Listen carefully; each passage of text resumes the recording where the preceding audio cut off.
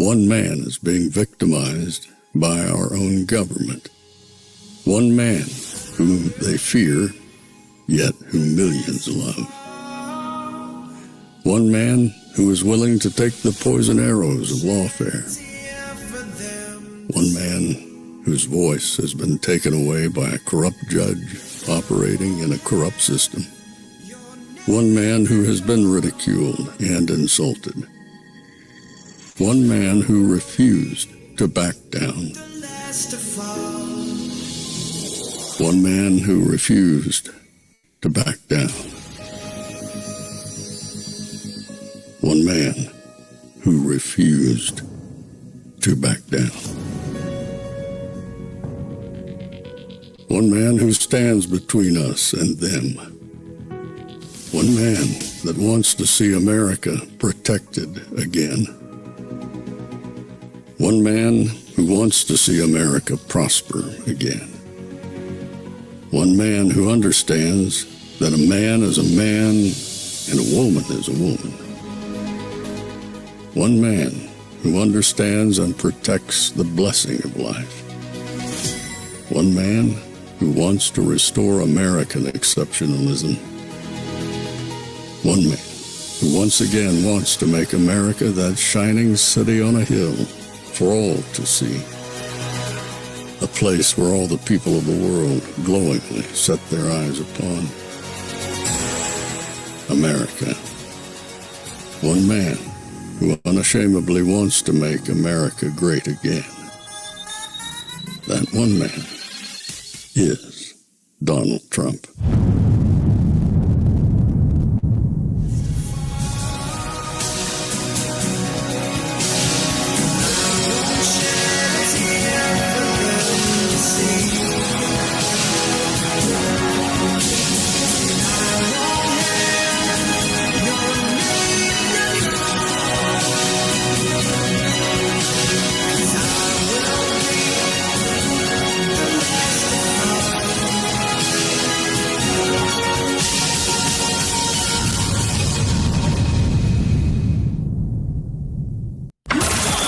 This is Fanfare with Barry Cunningham.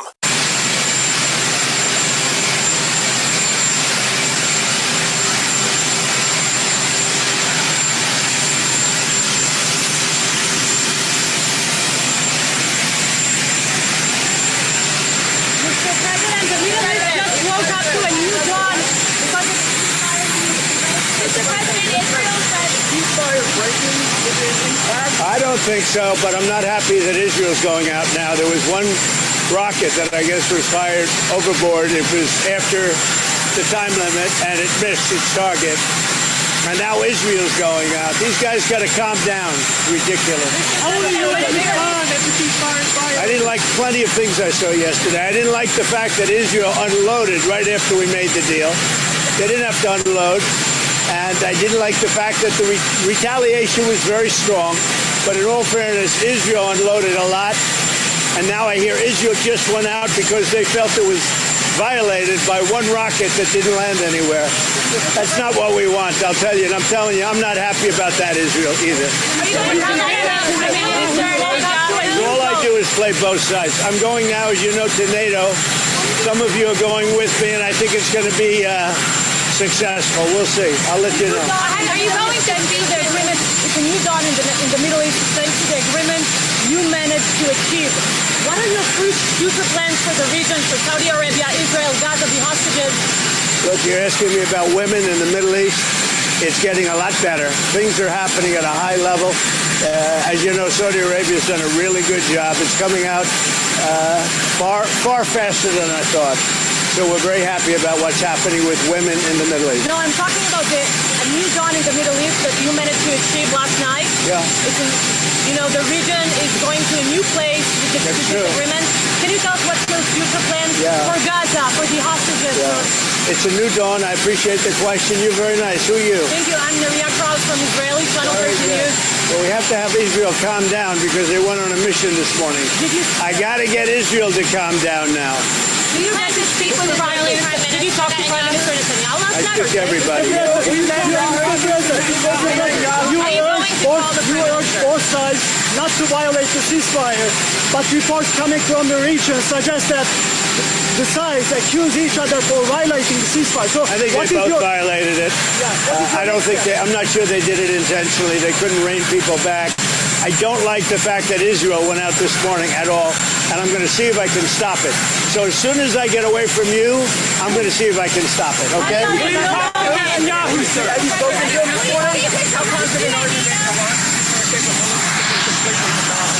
I think it's been completely demolished. I think the reason we're here is because those pilots, those B-2 pilots, did an unbelievable job. And, you know, the fake news, like CNN in particular, they're trying to say, well, I agree that it was destroyed, but maybe not that destroyed. You know what they're doing? They're really hurting great pilots that put their lives on the line.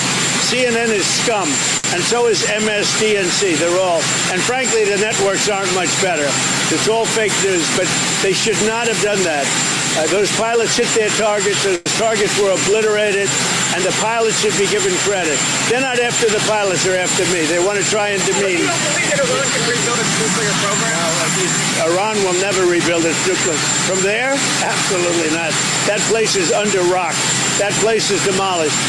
The B-2 pilots did their job. They did it better than anybody could even imagine. They hit late in the evening. It was dark with no moon, and they hit that target with every one of those things, and that place is gone. But when I see CNN all night long, they're trying to say, well, maybe it wasn't really as demolished as we thought.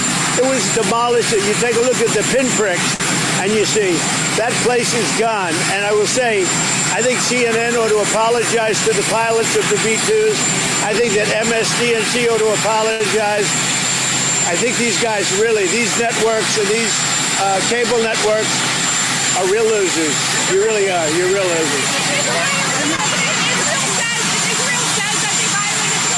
You're gutless losers. I say that to CNN because I watch it. I have no choice. I got to watch that garbage. It's all garbage. It's all fake news. But I think CNN is a gutless group of people, and the people that run it, nobody even knows it's been sold so many times. But the people that run it ought to be ashamed. MSDNC, a guy named Brian Roberts, he heads it. He's a disgrace. He's a weak, pathetic disgrace. Israel says that Iran violated the peace agreement and the ceasefire agreement. Do you believe that Iran is still committed to peace? Yeah, I do. They violated it, but Israel violated it too. Are you questioning if Israel is committed? Israel, as soon as we made the deal, they came out and they dropped a load of bombs, the likes of which I'd never seen before. The biggest load that we've seen. I'm not happy with Israel. You know, when I say, okay, now you have 12 hours, you don't go out in the first hour and just drop everything you have on them. So I'm not happy with them. I'm not happy with Iran either. But I'm really unhappy if Israel's going out this morning because of one rocket that didn't land, that was shot, perhaps by mistake, that didn't land. I'm not happy about that. You know what? We basically have two countries that have been fighting so long and so hard that they don't know what the fuck they're doing. Do you understand that? Do you have to respond to Iran?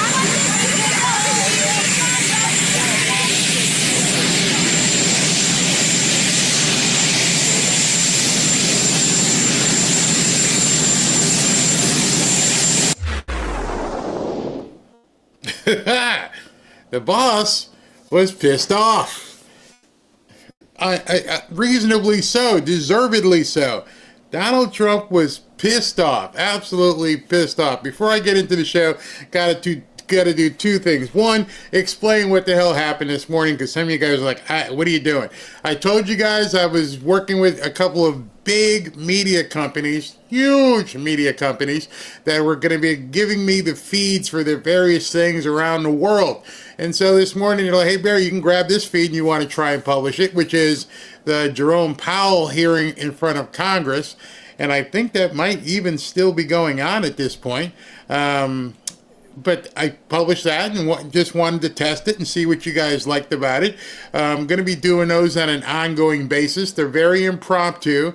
Well, actually, not so impromptu. I know when they're coming up, but I can't jump in. I can't do anything other than comment. So those are just going to be pure feeds, pure information, pure content for you. If you like it, you like it. If you don't, you don't. If you like to see what's going on besides my show or any other podcasters out there, I'm going to make that stuff available. So let me know what you think about it. Let me know, I can't say let me know if you'd like to see more, because I'm going to push more out. I got the ability to do that, so I'm going to do that. So that being said, I actually had fun watching it a little bit up until I had to get ready for this show. But anyway, President Trump was pissed. And I think he deserves to be pissed. And we're going to tell you more about what happened after that. After that little gaggle that he had with the press there, he actually made some phone calls and got some things done. And he got it done quickly. Real quick, this show is brought to you by Chapter. Most of us think Medicare is something to deal with someday.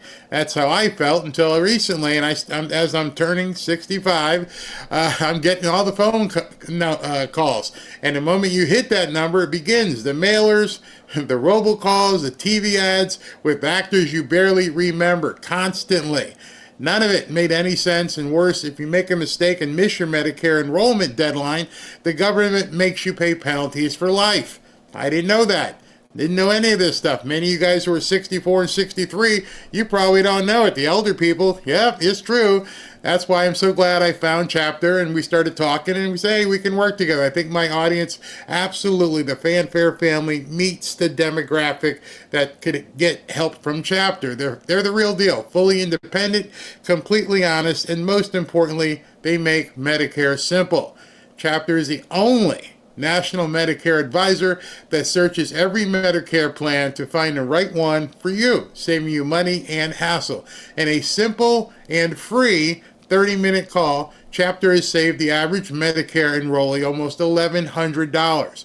No pressure, no nonsense, no cost, just clear, unbiased guidance and completely free for the Fanfare community. So if you're turning 65 like me, or even if you're over 65, yeah, don't take chances with your health or your wallet. Call the number right there on the screen and talk with Chapter today. All right, so let's go ahead and talk about what's going on. And I have to do this chronologically so you guys can actually see what the heck is happening. All right, so he got up early.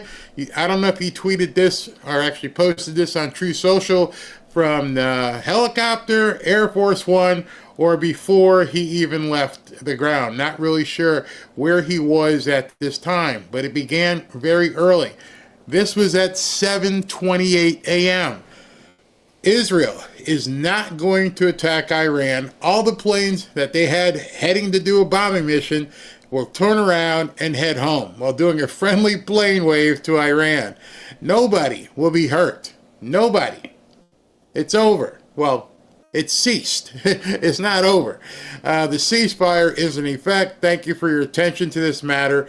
Donald J. Trump, President of the United States. All right, so after or right about the time he did that gaggle, he told the reporters, these people don't know what the F they're doing.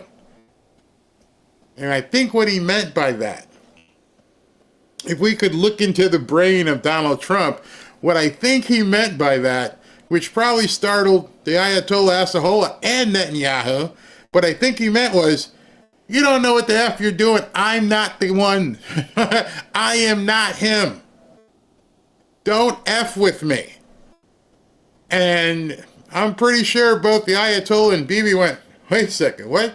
No, I'm not Obama, I'm not Biden, I'm not playing your crap. Don't F around. It's the language that he used right there, which he doesn't very use that often. I don't think I've ever heard him use the F word like that. I've heard him say some of the other stuff that's colloquial in manner when he's talking about things, and he'll say S this and S that, or damn, or some other words, but I can't recall him using the F word. Dropping an F. And what was really impressive about that, and I say impressive, some of the networks were carrying it live. CNN, Fox, you don't usually have a delay in your broadcast when you're talking to the president. And that F-bomb went boom. It went around the world. Everybody heard it. There was no delay, no getting, too late. out there. So in no uncertain terms, he let the world know, I'm pissed off. I'm not taking this, and y'all need to fix it right now. So I don't know where the call got made. Was it after that? Was it a little bit before that? But the call was made and he posted this at 7:28 a.m. Ceasefire is back on. So depending upon what networks you watch or who you've listened to, as of right now, it appears the ceasefire is on. It's under hold. It's tenuous. These people could flip off at any moment. We know that. We've watched everything that's happened in that entire region for decades. Probably before decades. As long as people have been alive, those people over there have been throwing bricks at each other. So, but for now, okay, all right, we can breathe. So much so, and I didn't know he was in charge of giving this permission. So much so that at 9:14 he posts, China can now continue to purchase oil from Iran. Hopefully they will be purchasing plenty from the United States also. It was my great honor to make this happen. And I had to sit back. I don't know if you guys sat back just reading that going, what do you mean?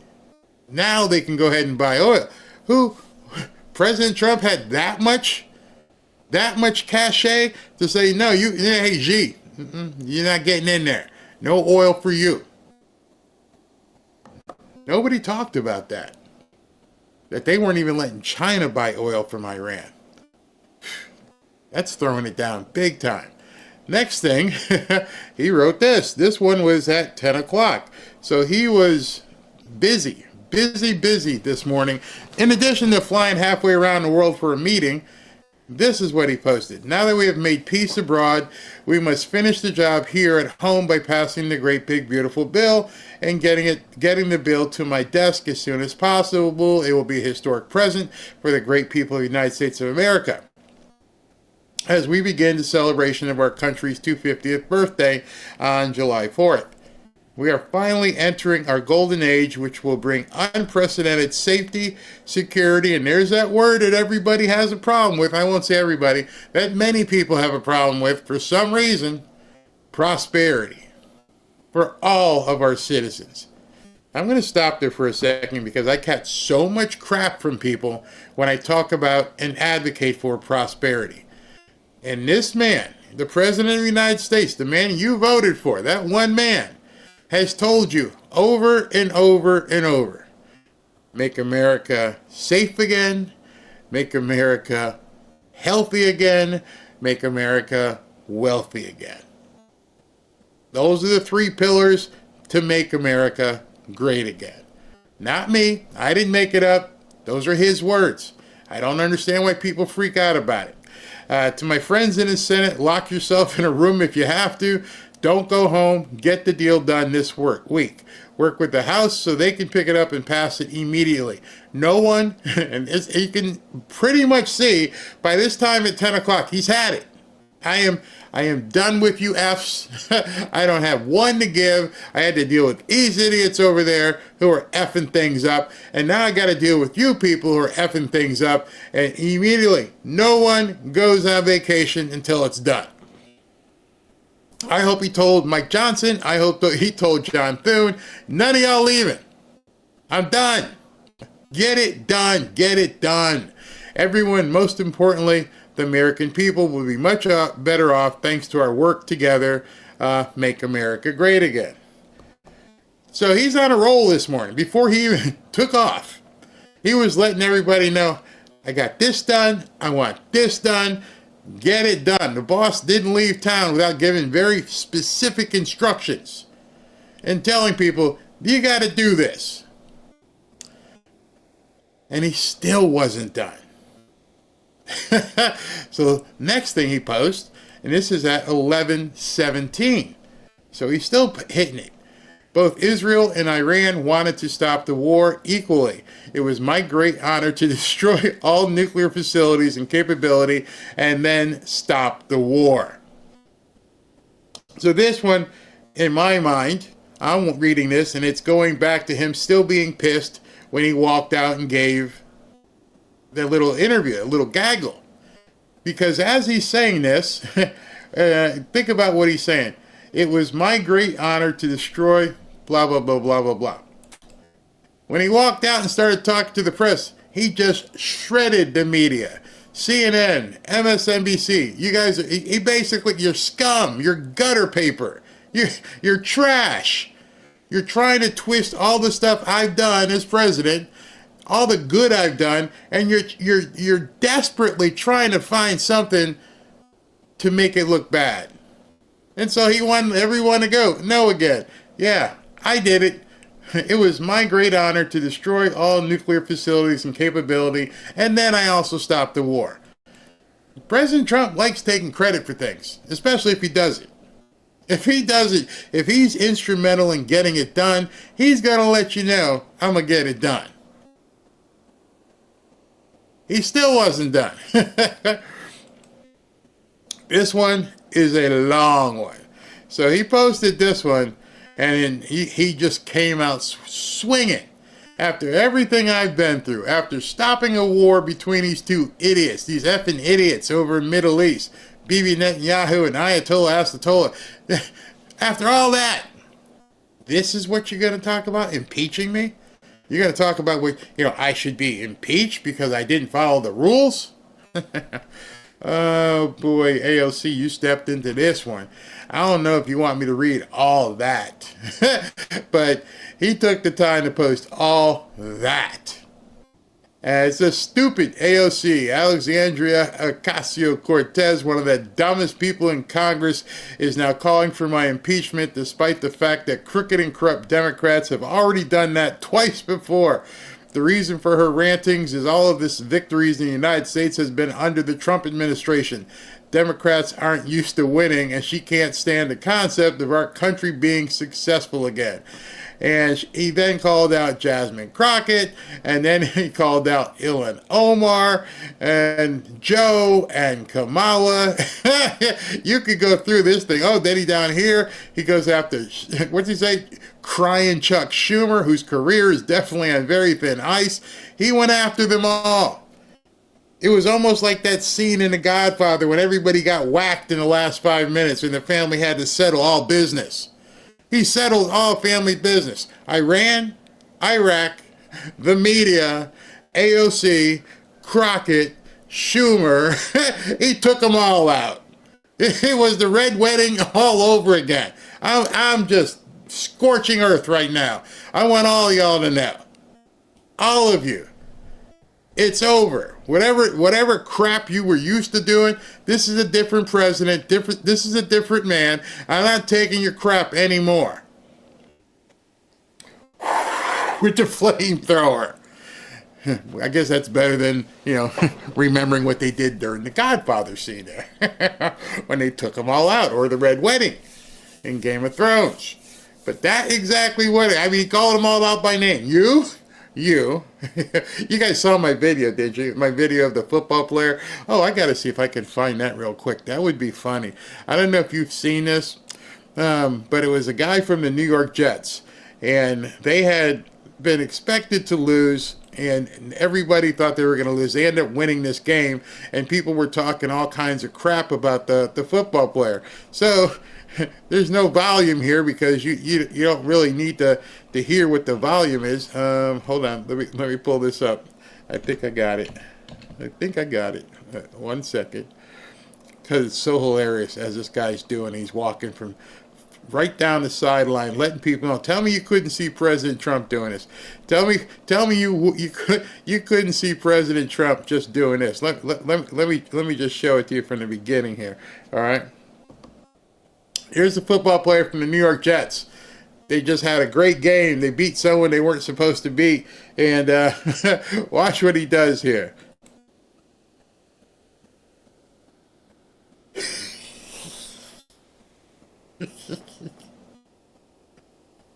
Hey.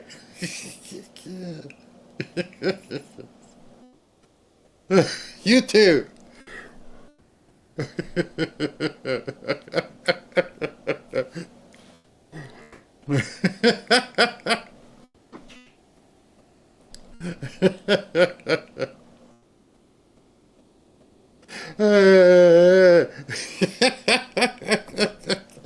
I saw that when that got posted, and I'm like, oh my gosh. Oh my gosh, let me save that video. We're all going to need it when it's time, because that's what President Trump did today. He walked down the line and went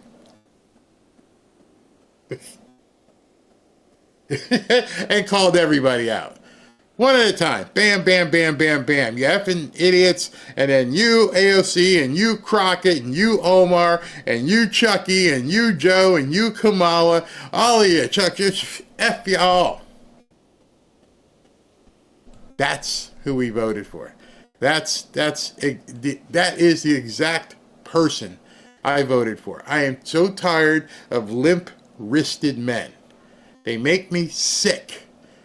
Who have to do this before they realize what they say, because they're worried and they're concerned they might tick somebody off. Now tell people what you feel. Deal with that afterwards. Tell them what you feel, what you mean, and if you don't like it, step. So he's been very, very busy already this morning, and right now he's over in The Hague. On his way over to The Hague in the Netherlands, he did post a video, which we will get to in a second. I want to take some comments, but I first wanted to show you how AOC responded. AOC claps back. I hate that. Hate those words.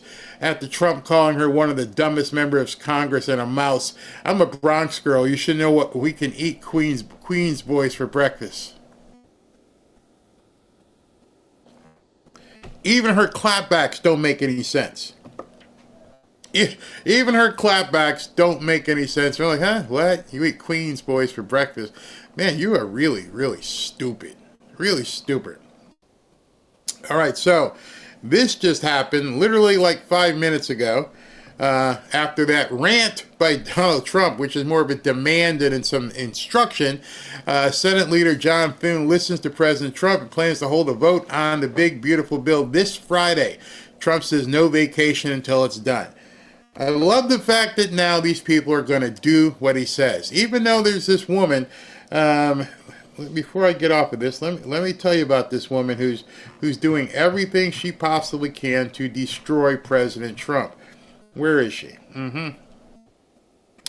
I told you about it in last night's show. If you guys didn't see it, this is getting utterly ridiculous. So there's this woman who's called the Senate Parliamentarian. She's not voted. She was appointed by Joe Biden. And she is trying to muck up the waters any way she possibly can. She's trying to take this thing from a rescission-based bill where you just need 51 votes to trying to force everything to 60, which essentially would kill the bill. I don't know why John Thune hasn't walked into her office and said, "Step, get out." But she's still there. So today, this is... wait a minute. This is the one she did yesterday. This is the Democrat appointee who is currently gutting countless Trump priorities from the big, beautiful bill. According to her, many MAGA priorities now require 60 votes instead of the 50 plus 1. She is single-handedly removing the defunding of sanctuary cities, reining in the judges. She's doing everything to destroy the big, beautiful bill. And she was appointed by Harry Reid in 2012, and it can't be allowed to happen. I don't know why she didn't walk in this morning and be given her pink slip. Get out. Absolutely get out. So now there's an update to it. It says, breaking, Democrat-appointed Senate Parliamentarian Elizabeth McDonough just issued yet another decision ruling that Trump's efforts to lower fuel prices, now that requires 60 votes as well.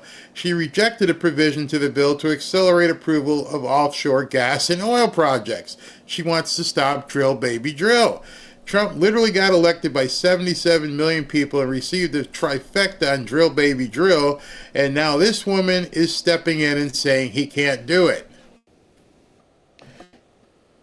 I've said it many times, and I will continue to say it because there's some people who don't realize it. We are already in the next civil war. There's not bombs being dropped or shots being taken, but it's obvious at this point that we are indeed in a new civil war. These people will do anything to destroy America. They will do anything to get in President Trump's way.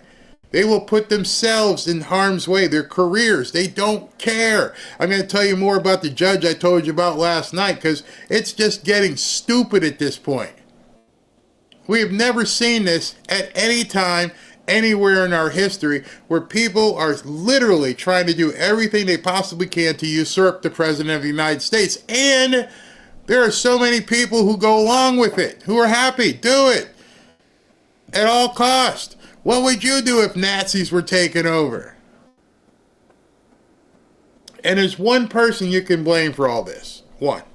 And that one person at this point is John Roberts. John Roberts from the Supreme Court should have stepped in a long time ago when these judges and craziness started going on and just say, nope, you can't do it. Just rein in the judges. The one thing you could probably take control over. The one thing that you could absolutely create an edict and tell these people, no. Because what's going to happen is now they're going to have to sue her, or because as soon as they fire her, she's going to file suit. And here's what's going to happen. They know she's going to lose. They know she can't stop the president. What she can do, just like everything else, is just slow it down. Make him go to court. Make him go to court and then prove it and get on the docket and then do the arguments and wait for the Supreme Court to say yes. And she buys the opposition another month. And they'll keep doing it. And they'll keep doing it. And they'll keep doing it because some judge will agree with her and some judge will give her, whatever ruling she needs. And then it's going to have to go up to the Supreme Court to get smacked down. If John Roberts had fixed this crap from the beginning, we wouldn't be dealing with it. If John Roberts had done this stuff way back in March, we wouldn't be dealing with the crap that they're doing now. It's never going to stop. Lawfare is civil war. At this point, you guys all have to understand lawfare is civil war. And it just doesn't end. These people will do anything. They don't care how bad they look. They don't care how the country feels about them. It's absolutely crazy. Well, I've got you here 1 second because we are talking prosperity in a little bit, or President Trump has been talking about it. I just wanted to show you this because everything is green. Dow jumps 500 points. Oil prices tank, which means you're going to see cheaper gas very soon, as investors bet Israel-Iran truce will hold. It's all green. Everything is green. The Dow's up nearly 500 points. The stock market is going crazy. Prosperity is here, and I still can't believe, I'm not going to belabor the point, that there's so many people who don't get it. They don't get what you can do with your life. And it's no longer a commercial for me. It's a way to get through to you that things are crazy. Gold and silver can be hedges. Silver is going to keep going up. They're talking about it possibly going to 70. I don't show you anything that I don't personally do. And I am buying gold and silver. So if you want to get in on the prosperity train, go for it. Go for it. Talk to you in a minute. We're in a very volatile time right now. There's plenty of financial uncertainty. Now is not the time to be speculative. And I'm also speaking from a personal perspective. I'm buying income-producing real estate, and I'm buying gold and silver. A lot of people don't know the difference between the economy and the stock market. And too many people listen to the news and social media. That'll get you in trouble. Let's face it. It's obvious that a lot of people have an agenda they're not telling you about. Right now, your best bet is stability. And that means you might need to build a hedge against global volatility. May I recommend gold and silver to you? Real gold and real silver. Not paper, not certificates. Actual gold and silver. What gold and silver can give you is absolute peace of mind. A stock is only as good as the company behind it. It's merely a piece of paper. One of the things I can tell you is that many people are finding out the hard way that some of their investments were built on quicksand. Gold will never be worth zero. Silver will never be worth zero. If you want to calm some of your fears, give my friends at Lear Capital a call today at 800-601-5430 or go to learberry.com. Just so you know, Lear Capital has over 27 years of experience, thousands of 5-star reviews, and over $5 billion in trusted transactions. And Lear is the only gold company with a 24-hour risk-free purchase guarantee. You don't pay unless you're 100% satisfied. So go to learberry.com. If you want peace of mind, give my friends at Lear Capital a call at 800-601-5430. Or look down here below and go to learberry.com. And don't forget to ask about getting up to $15,000 in free gold or silver with a qualifying purchase. Don't wait. Do it now. Nobody knows what tomorrow holds. Be safe. I just want to say thank you to the Fanfare community. And if you're new here, I'd like to take a moment and welcome you. If you watch my videos, you've probably realized at this point that this isn't your usual podcast. The difference is that every single day I try to make this show an open conversation amongst friends. You see, I believe that speaking to friends, here and in your own circle offline, is the best way to push back against all the lies being told by the Democrats and the media. I encourage people in this community to welcome each other, and in doing so become a source of support for those seeking to unplug from the matrix. If you'd like to communicate on a deeper level, I invite you to subscribe to the channel, but if you'd really like to surround yourself with like-minded patriots, join our free and private X group by going to fanfareshop.org/group. When you join this free group, a few things will happen.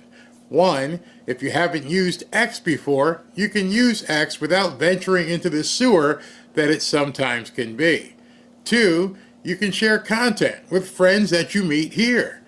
3, you will get notified every time I go live, so you can't count on YouTube notifications. And 4, and this might be most important, you get content that I can't share on YouTube or Rumble. So please take a moment and join our free and private X group. Just go to fanfareshop.org/group. Remember, it's members only.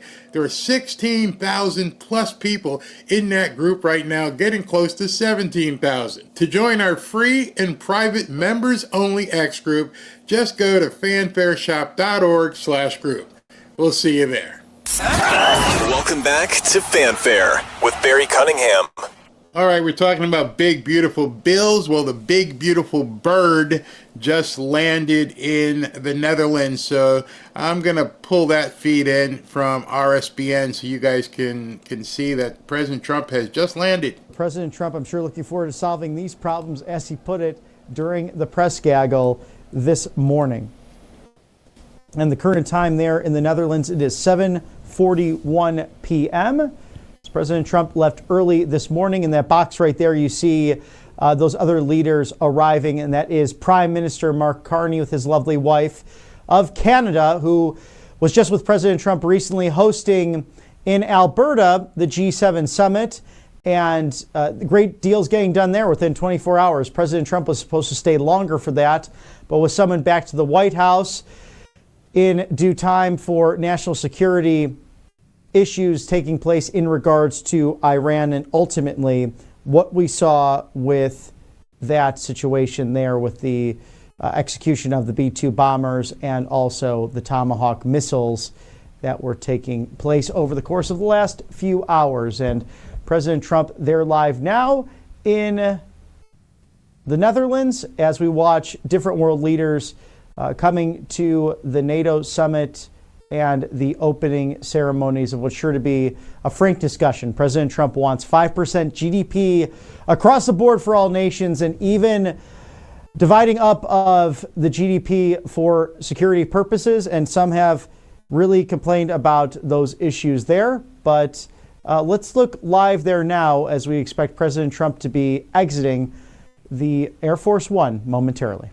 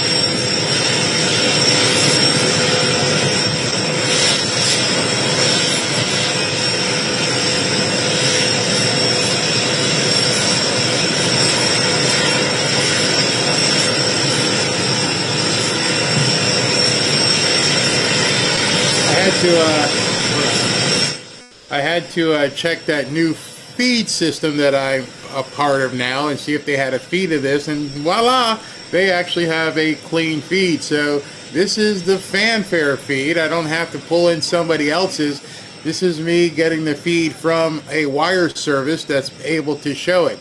And there's a number of different feeds. There's this one where President Trump is getting off the plane, and then there's another feed with the dignitaries as they arrive. I haven't had a chance to configure the split window so I can do it like RSBN does it, but you can count on that happening over the next couple of days while I can do the split screen pull-in as well.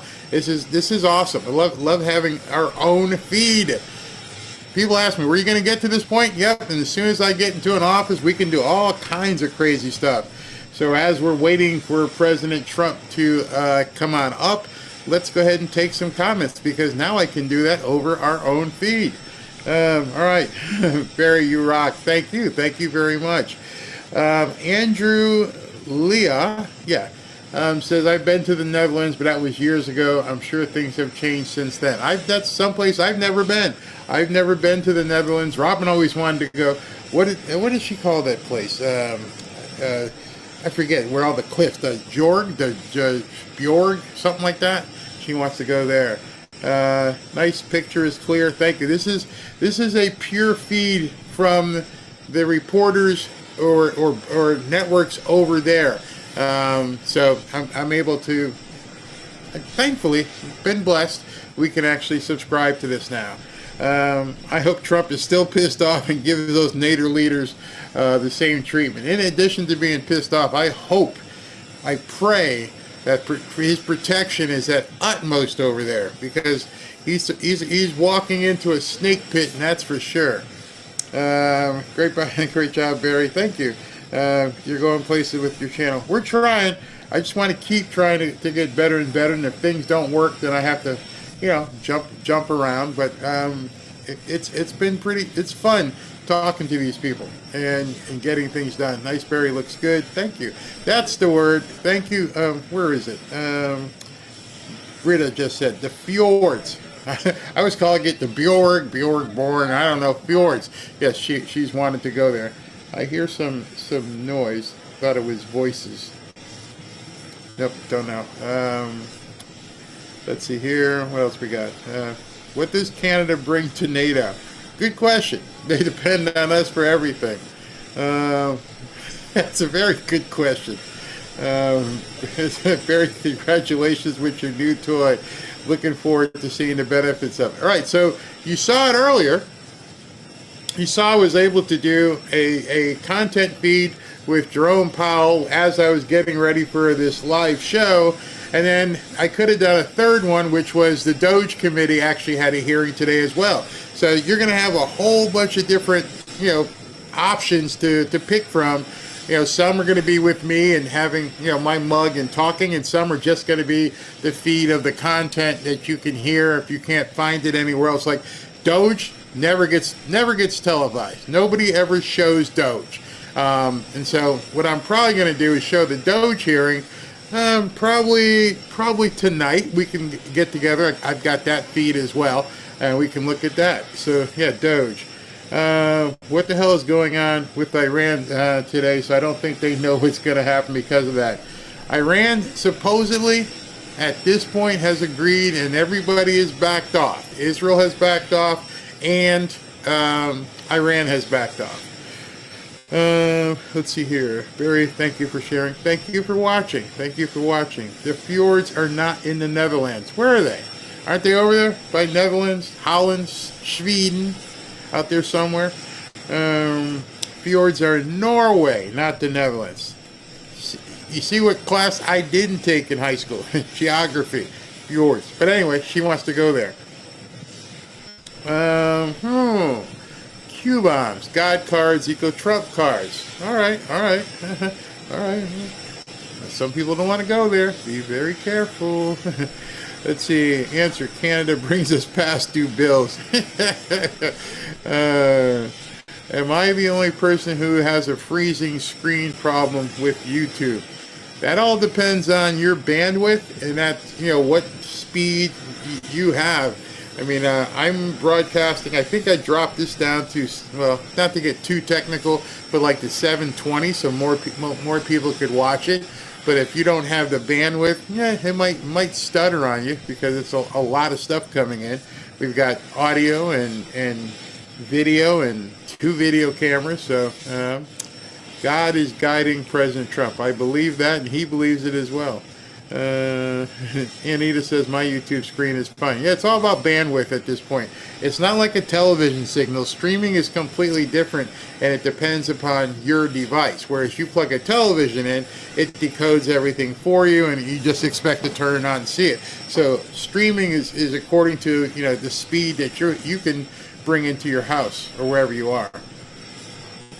I have fiber internet. That's high speed, definitely high speed. So President Trump should be deplaning relatively soon.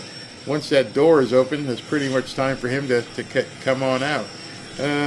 Mine works great. Because they don't know what the F they're doing. Oh, that's going to be a t-shirt. People are going to be selling that. They don't know what the F they're doing. That's true. Yes, buffering. If you're getting buffering, understand it's not on my end because I can see it and other people can see it. It's your end. There's nothing I can do about buffering on your end. Why can all these politicians lie? And why do they get away with it? That's how it's been. They cheat. They cheat with making money on insider trading. Nobody stops them. Nobody stops them. Fjords. I have a cheap phone and all as well. T-Mobile is awesome for internet and streaming. Donald Trump is the chosen one. And there's the boss. There he is. Hold on. Let me get the full screen.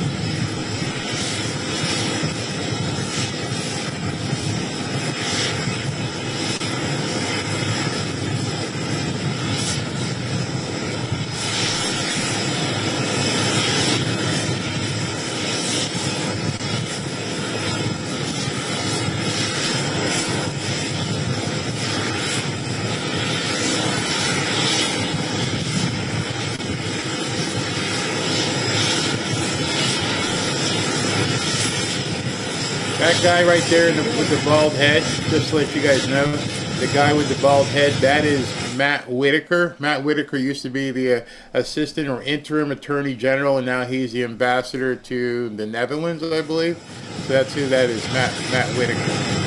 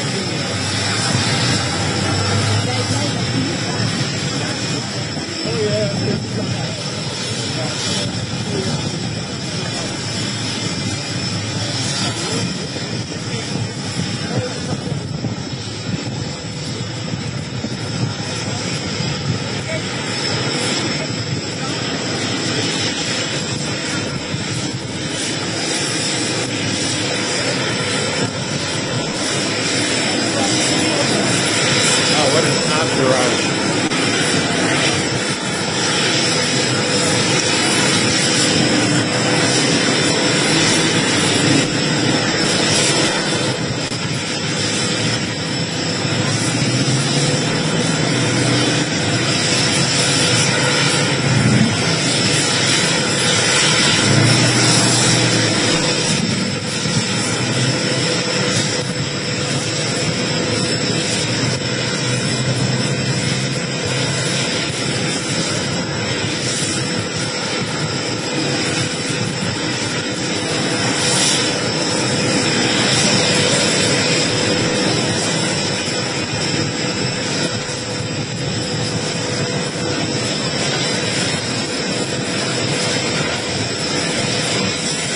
All right, so he's on his way to the NATO meeting. If they show a screen where he's being greeted, I will cut back to that and we can take it. What an entourage, man. That was just vehicle after vehicle after vehicle in that motorcade. Pretty awesome.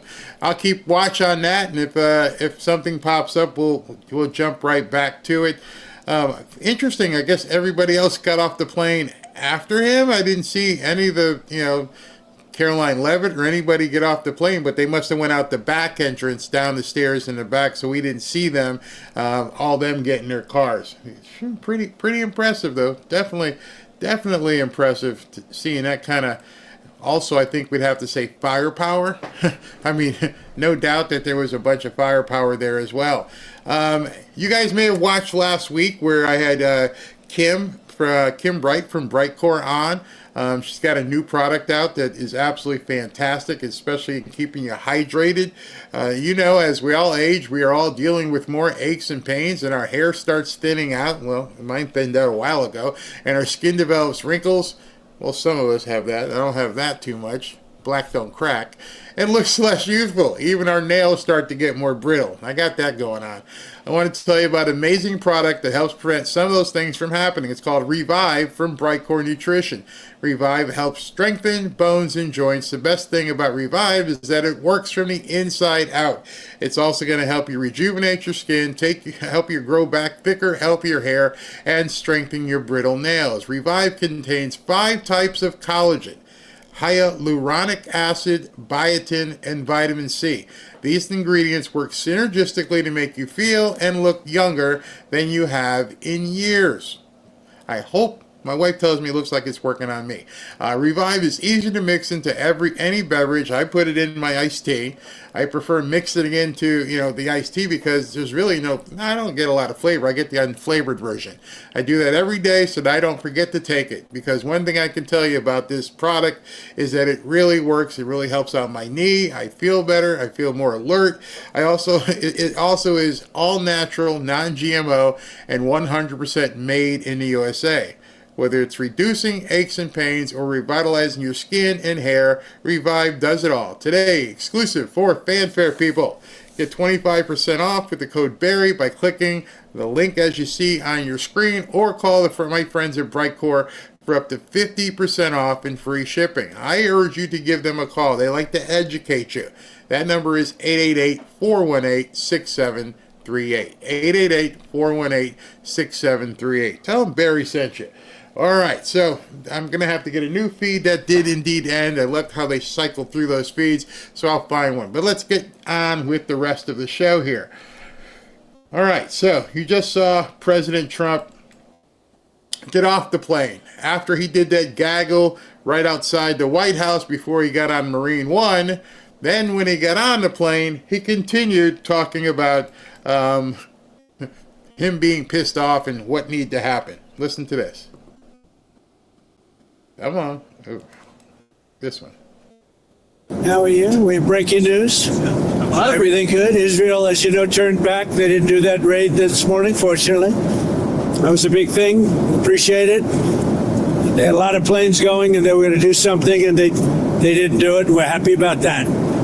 Very happy about that. So the ceasefire is very much in effect, and I think we're going to keep it there for a long time. Did you speak to Prime Minister Netanyahu about that? I did. What did you tell him? I said you got to turn back the planes. They were going to go because, look, they hit him very hard after we made the deal yesterday. they were entitled to, but nobody thought that would have happened. But they hit it very hard, and that shouldn't have happened. And then, as you know, Iran hit them very hard last night because of that. I don't think they would have, except for the first hard hit.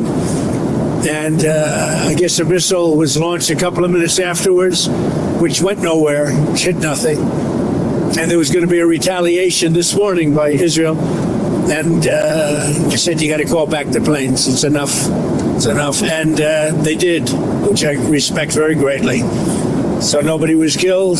That was the story. But they had a lot of planes going in the wrong direction. You know that, right? Do you want any consequences for Israel or Iran for They didn't do anything. No, they didn't do anything. They would have if I put out a statement on truth, and they didn't do anything. Sir, how are you confident that this might not happen again? Say in a couple weeks that... Tired of it. I think they don't want it to happen again. And Iran's not going to have a nuclear weapon, by the way. I think it's the last thing on their mind right now. Mr. President, did Iran make any commitments yesterday about uranium enrichment? About what? About uranium enrichment. They're not going to have enrichment, and they're not going to have a nuclear weapon. And they know that. They're going to get on to being a great trading nation. You know, they're very good traders. And they're going to be a great trading nation, and they have a lot of oil. They're going to do well. They're not going to have a nuclear weapon. So did they The last promise? thing on Iran's mind right now is nuclear weapons.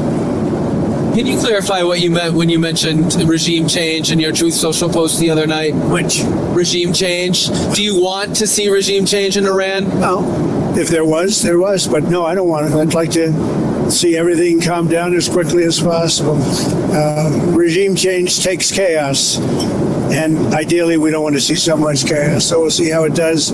You know, the Iranians are very good traders, very good business people. And they got a lot of oil. They should be fine. They should be able to rebuild and do a good job. They're never going to have nuclear, but other than that, they should do a great job, which is exactly where I've been saying for years. You cannot let Iran have a nuclear weapon. But we're going to be with, where's Marco? I think Marco's here someplace. You know, our great Secretary of State. But we cannot let them have a nuclear weapon. They won't have a nuclear weapon. And I will tell you, the last thing on their minds is nuclear weapons. They don't even want to think about nuclear. And our B-2 pilots made this all possible. They had a magnificent hit in the dark of night with no moon, no light, no nothing. They hit the target perfectly, wiped it out. And the press is very disrespectful. I saw CNN fake news going, well, maybe it wasn't a perfect hit. It was perfect. They said maybe it did destroy it. We agree, it did destroy it, but maybe it could have destroyed it more. No, it couldn't have destroyed it more. Everyone hit. And it's very disrespectful to those great geniuses and patriots that flew those planes through tremendous danger. So CNN and MSDNC are a disgrace. And so are the others. I mean, they're pretty much all in disgrace. But it's an amazing period of time. Now we're going to NATO, and we'll get a new set of problems. We'll solve a new set of problems. Do you think you'll meet with Zelensky when you're there? Yeah, probably. I'll see him. Yeah. What did you say to him? Say, how you doing? He's in a tough situation. Should have never been there. Sir, you said a couple days ago that you didn't think the U.S. should have to agree to the 5% increase in GDP on defense. No. Do you want to I was the one that said that's what they should be paying, as you know. No, I should do something. And they're having a problem with Spain. They're always a problem with Spain. Because Spain's not agreeing, which is very unfair to the rest of them, frankly. The U.S. won't be increasing our GDP to 5%. We should pay what everyone else, they're in Europe, we're not. A lot of that money goes to rebuilding their bridges, their roads, so it can take heavy equipment. And, we don't have any roads in Europe. We don't have any bridges in Europe. So, no, it wouldn't be quite the same thing for us. But we're with them. Are you still committed to Article 5 of NATO? It depends on your definition. There's numerous definitions of Article 5. You know that, right? But I'm committed to being their friends. I've become friends with many of those leaders, and I'm committed to helping them. What do you want the role of NATO to be going forward once these other countries are spending more? By having a unified system, I think we're going to have stronger peace, better peace. And I think we have that. When I went to NATO, they were broke. When I first started this whole thing, Seems like a long time ago, 9 years, right? But they were broke. I knew it immediately. I said, you guys are broke. They weren't paying their dues. 7 of the 28 countries, at the time it was 28, were paying their dues, but they weren't paying very much. NATO was broke. Then I said, you're going to have to pay, and we did a whole thing, and now they're paying a lot. Then I said, you're going to have to lift it to 4% or 5%, and 5% is better. And I guess they're voting on that today, but they're going to be lifting it to 5%. That's good. It gives them much more power. Mr. President, if there's language in the final summit declaration about aggression by Russia, would you be okay with that kind of language? Well, I'll have to take a look at it, but, I'd like to see a deal with Russia. As you know, Vladimir called me up. He said, can I help you with Iran? I said, no, I don't need help with Iran. I need help with you. And I hope we're going to be getting a deal done with Russia. It's a shame. 6,000 soldiers died last week. More, 6,500 soldiers died last week. Russia, Ukraine, a war that never would have happened if I was president. So enjoy your flight. Let me ask you one more follow-up. In your comments just now about Article 5, that will probably make some people in Europe concerned. Can you clarify what you mean?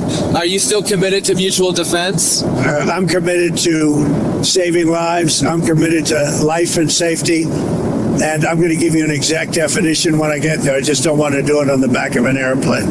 Okay? And one other question on energy. What's your take on the oil price situation right now, and are you concerned? Great. I love it. It dropped almost $10 yesterday. I put out a statement, get it down, because a lot of people aren't able to do things when the energy goes down. We're going to have a lot less conflict. So it came down, and our energy department's doing a great job. We're drilling like we've never drilled before. We're keeping it down. We're going to keep it down until all these wars are settled. Thank you very much, everybody. I'll see you. Iranian sleeper cells in the United States. Biden let a lot of supercells, and Biden was an incompetent president, had no idea what he was doing. He hardly ever signed a document. Other people signed documents for him with the auto pen. It was gross incompetence. And among everything else, he let a lot of supercells in, many from Iran. But hopefully we'll take care of them. What Biden did to this country should never be forgotten. Sir, do you think you'll get the... Yeah, he's still pissed.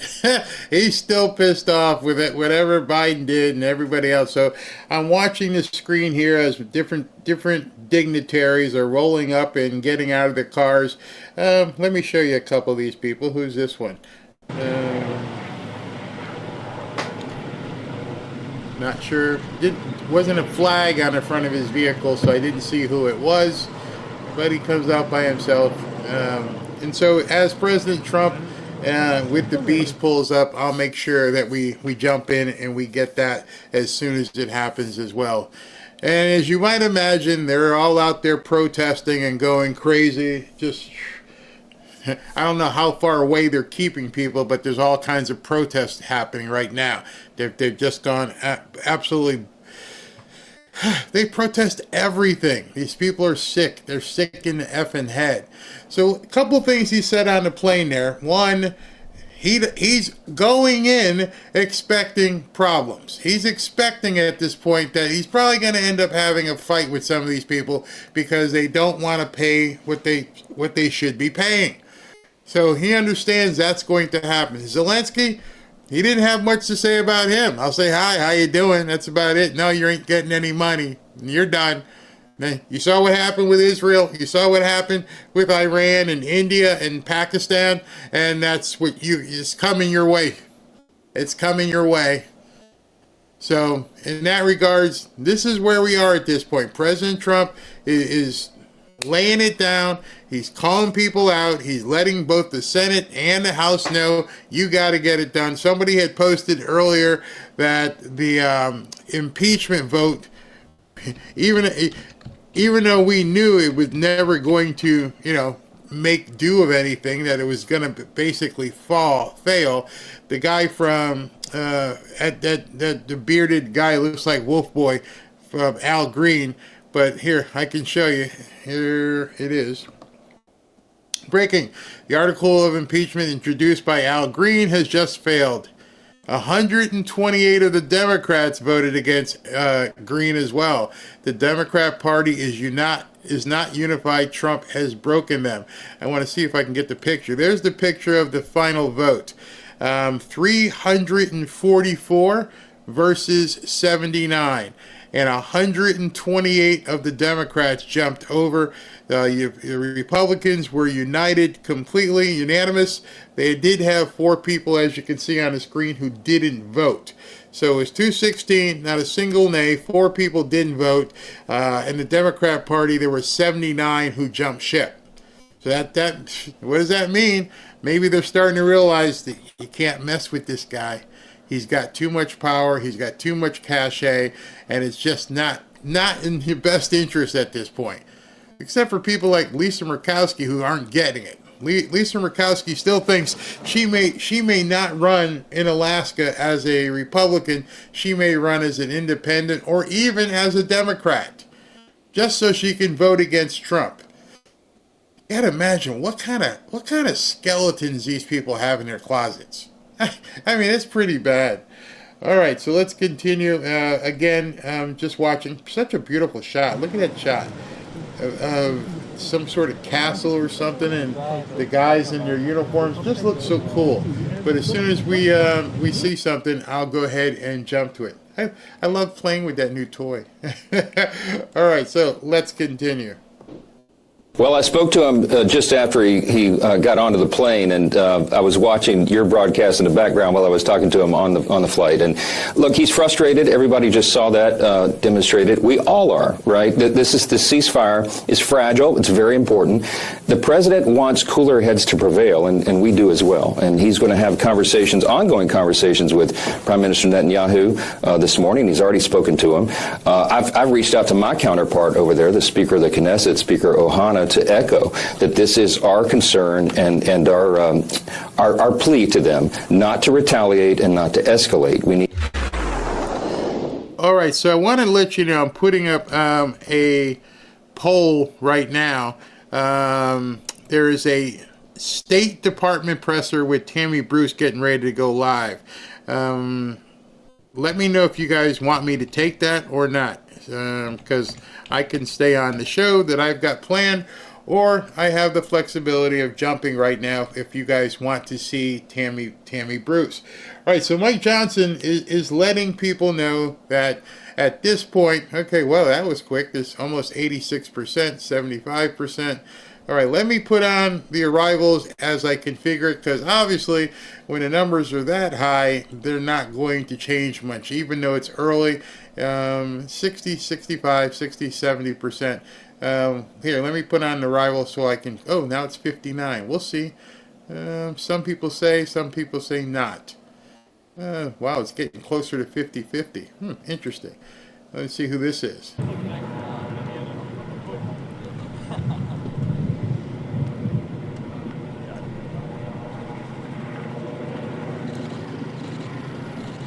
So that's Macron with his wife. I wonder why Melania doesn't go. I don't know. But there's Macron with his wife just arriving. The president over here, please. This is Macron. Make a beautiful couple, don't they?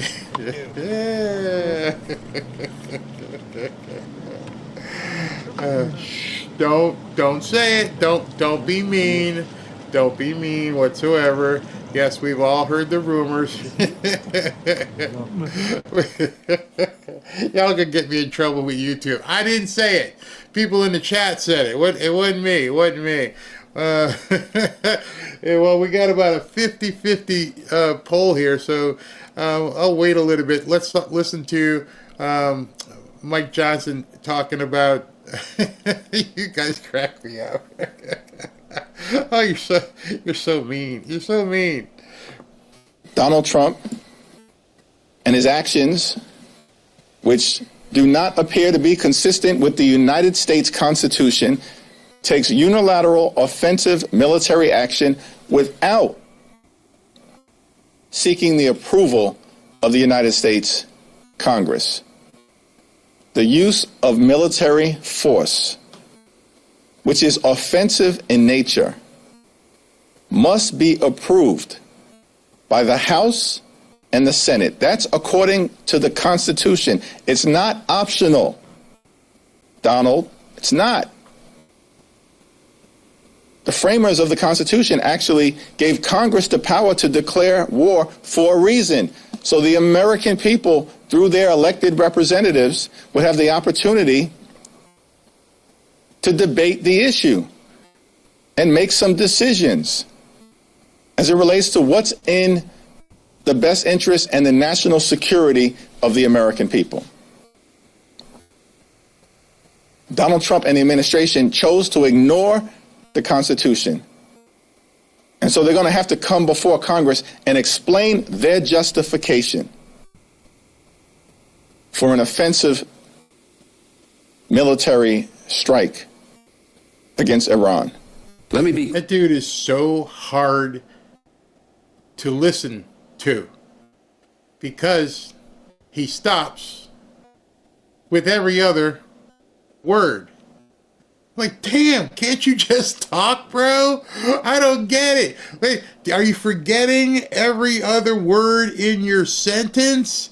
Donald Trump is going to have to. Can you imagine watching that guy for like 30 minutes going, oh, hell no. Bro, type it out. Do something. Read it. You're absurd. But anyway, excuse me, as I'm watching the poll numbers, they actually happen to be going up. So what I'm going to do is I'm going to let you listen to, actually, I want to save Mike Johnson's response here before we jump to Tammy Bruce. She's 15 minutes late anyway. I'm going to have to put something else on because I can't show the thing. Give me, let's do this. Give me 90 seconds.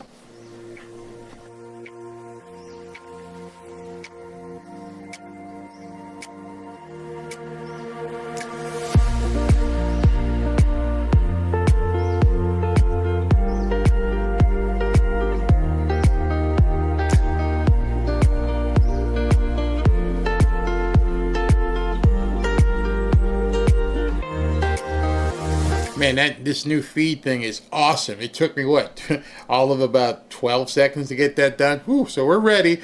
When she jumps on, we jump on. So that's what we're going to do.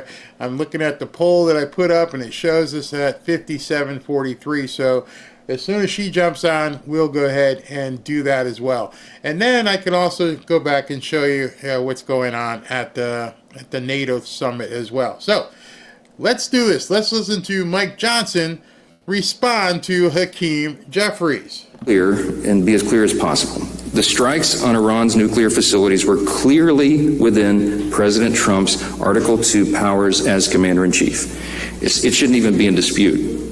Allow me to put my constitutional law hat on for a moment, because that's what I used to do, because both the law and the precedent are important for everyone to understand here. This may answer a lot of questions that you might ask this morning. The framers of our Constitution never intended for the president to seek the approval of Congress every time he exercises his constitutional authority under Article 2 as Commander-in-Chief. Alexander Hamilton argued in Federalist number 70, just for one example, that, quote, energy in the executive is a leading character in the definition of good government. It is essential to the protection of the community against foreign attacks. You know, one of the problems that Democrats have is that they haven't read the Federalist Papers. They haven't studied the Constitution. If one person tells them it's unconstitutional, they just run around like parrots. They actually haven't done the work. They have not done the studying, especially with guys like, Mike Lee and Mike Johnson and even Ted Cruz, who are constitutional scholars, have read it over and over, have done dissertations and papers. And Timu Obama and some of these idiots have no idea. All right, looks like she's about to... Is this her coming to the mic? It sure is. All right. Tammy Bruce, everybody. Hi there. Hi, everybody. Thank you for coming. Appreciate you being here. I'll get mad at Fox when they try to come in here late. All right, you guys. Of course, a few comments here as we begin on this Tuesday. The past few days have proven that President Trump means what he says. America can be proud that we have a president who puts America first and is a peacemaker. As he said on his Truth Social, both Israel and Iran wanted to stop the war equally. It was my great honor to destroy all nuclear facilities and capability and then stop the war. Now, an update on the State Department's 24/7 efforts to assist U.S. citizens throughout the Middle East. The department has provided information and support to over 27,000 people seeking guidance regarding the conflict between Israel and Iran. The vast majority of people we are in touch with are seeking information, which we provide regularly. The State Department began assisted departure flights from Israel on June 21st. Flights have departed Israel with hundreds of U.S. citizens and lawful permanent residents and their accompanying immediate family members. We are grateful to our partners in the region and around the world for welcoming American citizens.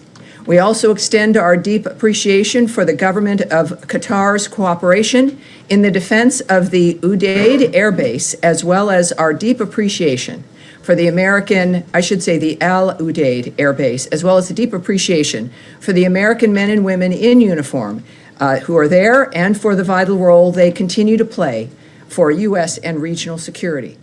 Yesterday, Iran launched several missiles against AUAB. Many of those missiles were successfully intercepted due to the combined efforts of the U.S. and Qatari armed forces. Thankfully, no Americans or Qataris were hurt. In further announcements today, Secretary Rubio has landed along with the president at the NATO summit at The Hague. As the secretary has noted, under President Trump's decisive leadership, we're driving historic change at NATO. Also this week, the United States will participate in the 55th Organization of American States General Assembly in Antigua and Barbuda, where we will engage with regional partners to advance our shared goals to make for a safer, stronger, and more prosperous hemisphere. Deputy Secretary of State Christopher Landau will lead the U.S. delegation, reinforcing our commitment to supporting Rosa Maria Paya's candidacy to the Inter-American Commission on Human Rights, addressing the crisis in Haiti, and countering the influence of the Chinese Communist Party in the Western Hemisphere. In addition, today, the Department of State's Rewards for Justice program announced a reward of up to $5 million for information leading to the location, recovery, and safe return of Mahmoud Shah Habibi. Mr. Habibi was abducted and detained by the Taliban's General Directorate of Intelligence on August 10, 2022. He has not been heard from since that time, and the so-called Taliban government has not yet provided any information about Mr. Habibi's whereabouts or condition. We encourage anyone with information on Mr. Habibi to contact +1 202 702 7843. That is +1 202 702 7843 via Signal, Telegram, or WhatsApp, or go to rewardsforjustice.net. That again is an up to a $5 million reward for Mahmoud Shah Habibi for his safe return. And again, that is rewardsforjustice.net. Sorry, Tammy, he's in America. Excuse me? Is he in America?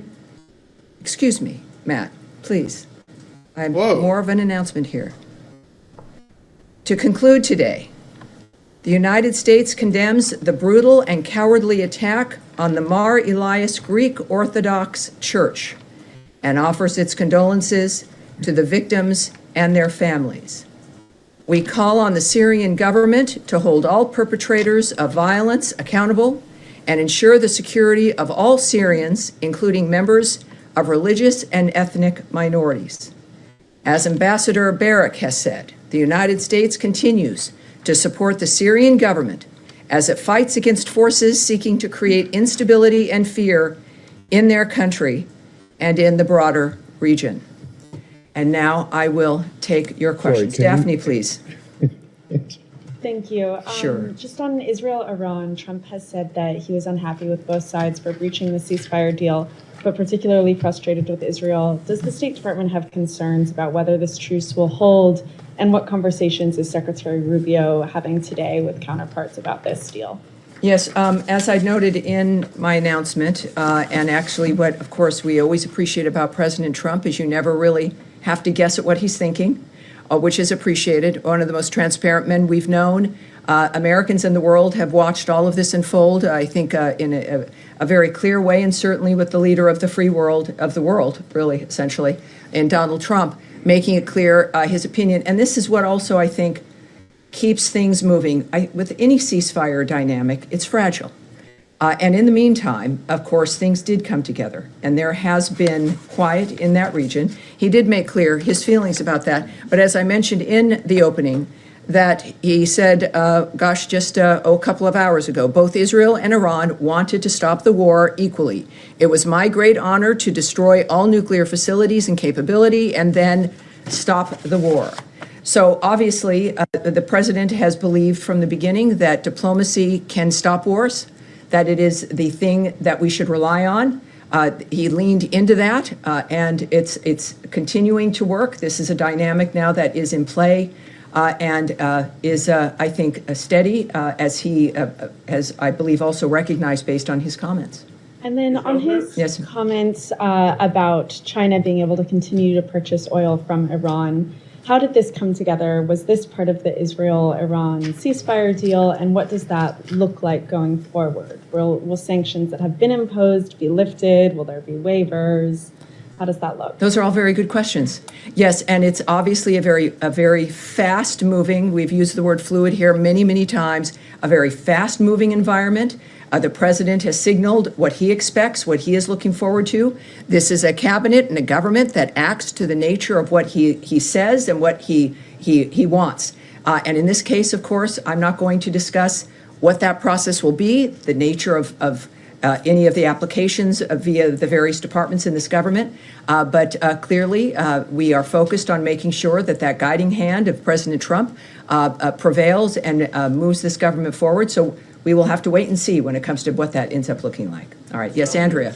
Well, just to follow up, yes. Does that mean, just to translate, are we lifting sanctions? Has anything happened to make that possible? I'm not going to get ahead of the president or try to guess at what his strategy will be, but it will be one that will benefit this country, and that, again, he's very clear. I think the difference is, obviously, sometimes you don't hear ahead of time about the trajectory of a president. With President Trump, he speaks honestly with us. So I would suggest to not translate, to not speculate or guess, but to watch, because things happen quickly, and I think we'll find out sooner than later. Yes, ma'am, one more. Quick follow-up on something. You quoted the president as saying it was my great honor to destroy all nuclear facilities to stop the war. As far as we know, the bomb damage assessment has not been done. The Joint Chiefs Chairman was talking about how long it might take. Do we have something more conclusive about destroying all of the nuclear facilities? Well, a conclusive comment for me would be coming from the President of the United States. I have great admiration for you, Andrea Mitchell, but I think he might know more than you do at this point, more than I, more than any one of us here. At the same time, obviously, the information that we receive, that the American people receive, which will be public, will take some time. But President Trump has indicated his pleasure at the success of that raid, which obviously was very limited in scope. And that's a very good point, I think, at when it comes to the nature of what's occurred, and I'm pleased that the president is pleased. Sean Tandon. Sure. Could I pursue that? Another comment from the president this morning, he was saying that basically stop the bombs was the message that he sent to the Israelis. Does he believe that the Israelis complied with this? Is he happy with how it turned out? Well, I think that there's early on, and again, I'm here at the State Department. I know my colleague Caroline is very articulate and clear on the nature of the president, whom she represents, and the State Department at the White House. But I think when we clearly look at the nature of how the day has transpired, there was some activity back and forth, and that has stopped, and the ceasefire has taken effect, and the president is pleased. So I think we can take that as an indicator of his feeling about it at this point. Sure. One more. Sure, and I mean, they're both statements both from Tehran and from Jerusalem and Tel Yes. Aviv today. But I mean, one of the things that from the Israeli military chief was saying that this is just a phase and they reserve the right to go back in. I mean, do you think that's consistent with the call for a ceasefire in terms of the Israeli statements on this? Well, I think the statements that we've looked at that we care about are the fact that both, certainly Israel has agreed to the ceasefire. And we believe there's a statement from Iran that has done so as well. So those are the statements that we care about. All right. Yes, sir, in the back. Right there, sir. Yes, sir. Thank you, Tammy. Obviously, pretty epic diplomatic developments last night. Yes. Can you walk us through any of the diplomatic steps that were taken that led to the ceasefire, and specifically Secretary Rubio's role? What are some of the ongoing efforts to make sure the ceasefire sticks? And then a separate but related question. The President spoke this morning about the great trading potential with Iran. Does this administration envision a broader rapprochement with Tehran that could lead to diplomatic ties being established, even the embassy being reopened? Well, on both those issues, I can't speak directly to them, but I can say a few things in that certainly I wasn't there. The Secretary of State was in a dynamic with the President that is a private dynamic as that team was addressing a war and the nature of how to stop it. So I can't speak to how that transpired or the decisions that were made, but obviously a successful evening, successful aftermath when it comes also to a very quick ceasefire. In the meantime, for your other question, which was, remind me again your second question? Well, President Trump this morning spoke a little bit about the potential for trade with Iran. Oh, the trade question. I was asking more about the yes, obviously, again, while I can't speak obviously to the choices President Trump will make, what we do all know is that he is a businessman. Americans appreciate that about him, the nature of how he looks at the issue of national security and safety. And he has in the past addressed the issue of relationships with this country, keep other nations secure, that we are a good friend to have, that a friendship with the United States assists and helps facilitate the natural national security of another nation. So I look at that in his approach in certain things, and that's been certainly his attitude about it, and it seems to be a correct one. It's one I agree with. So I think we'll see that if that in fact is the case here, and we'll find out. All right. Yes, ma'am. Is there any sort of monitoring mechanism for the ceasefire if it continues to hold? Will there be a third party that is making sure that both sides are adhering to this ceasefire? Well, as the State Department, I can't really speak to that. I think that's a DOD question and certainly a White House question. And then how do you view the next steps for nuclear talks potentially resuming in light of this ceasefire? Is there anything on the schedule? Any follow-on conversations between the two sides to try to resume the talks that had been? Well, I can't speak to a schedule. I'm not going to guess or speculate about when something might happen. What we do know, and President Trump throughout this process had been tweeting about the fact that this would be a good time for negotiations to renew, for these talks to renew. Of course, with some disappointment that it got to this point. He has been committed to diplomacy and to discussions. Obviously, he's displayed that for these last 5 months, and I would think that has not changed. So the commitment, not just from President Trump, but also from Secretary Rubio, to minimize the need and go out of your way for the need to not engage militarily, is clearly a hallmark for him and his view of national security and foreign policy, as it is for Secretary Rubio. And I would expect that approach and that commitment to remain the same. Impeachment? Yes, go ahead. Thanks, Tammy. Just to follow on that, over the weekend, the president, many other cabinet members, they said that the strikes by the U.S. military on Iranian facilities had obliterated the nuclear program. Because of that, do you see that as buying more time for these negotiations to play out? Has the urgency at all changed? And there are reports that Qatar has tried to mediate nuclear talks, try to restart those. Are you receptive of Qatari efforts at this point? Well, that's not something I can address in any detail at all. I do know that the president was very confident in his assertion of the destruction of those sites. That was necessary because of the point that he's had from the start of this, which is that Iran cannot have a nuclear weapon. That has been a very singular, clear point And the understanding is now they're not going to have one. And that clearly might open the door for the people involved in those kinds of decisions about how to move forward. But that was, and the strikes indicated that. It was a very distinctive, limited strike regarding the issue that was in the forefront of the president's mind, that he made clear over and over again, that they will not have a nuclear weapon. And now they will not have a nuclear weapon. How we move forward from here is up to the President of the United States. Saeed, yes, sir. Thank you.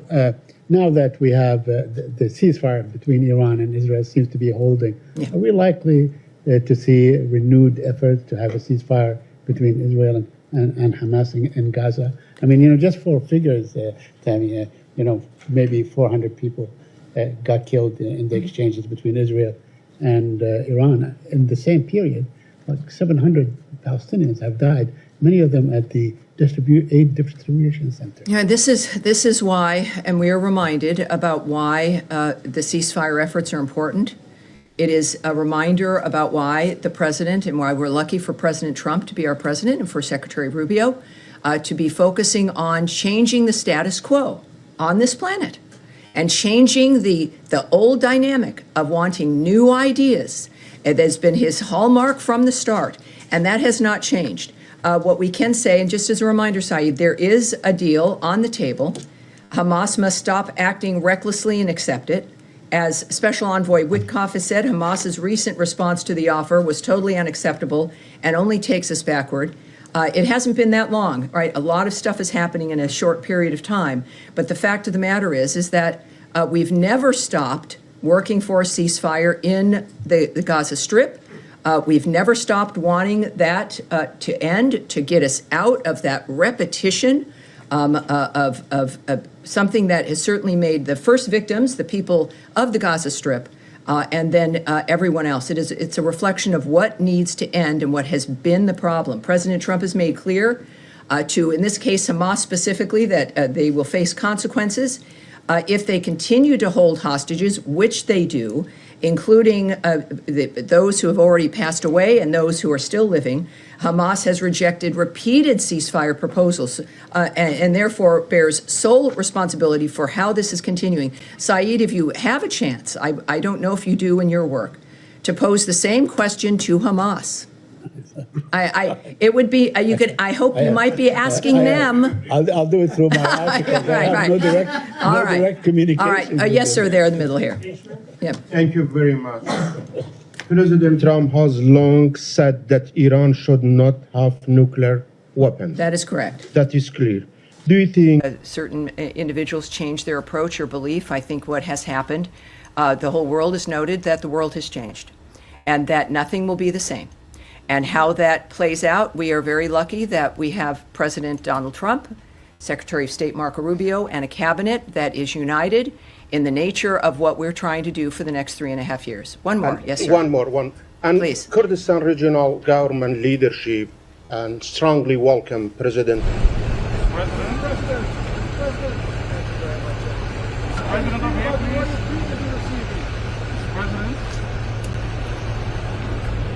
Mr. President, please, one picture.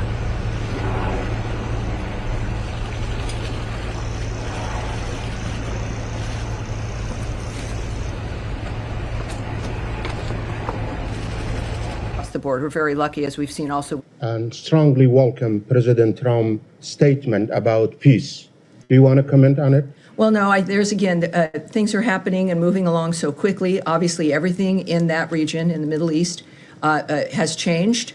And we will have to see where those who are leading this charge and this change, again, the American leadership here with Trump, Rubio, and J.D. Vance, of course, just strong leadership across the board. We're very lucky, as we've seen also with Secretary of Defense Pete Hegseth.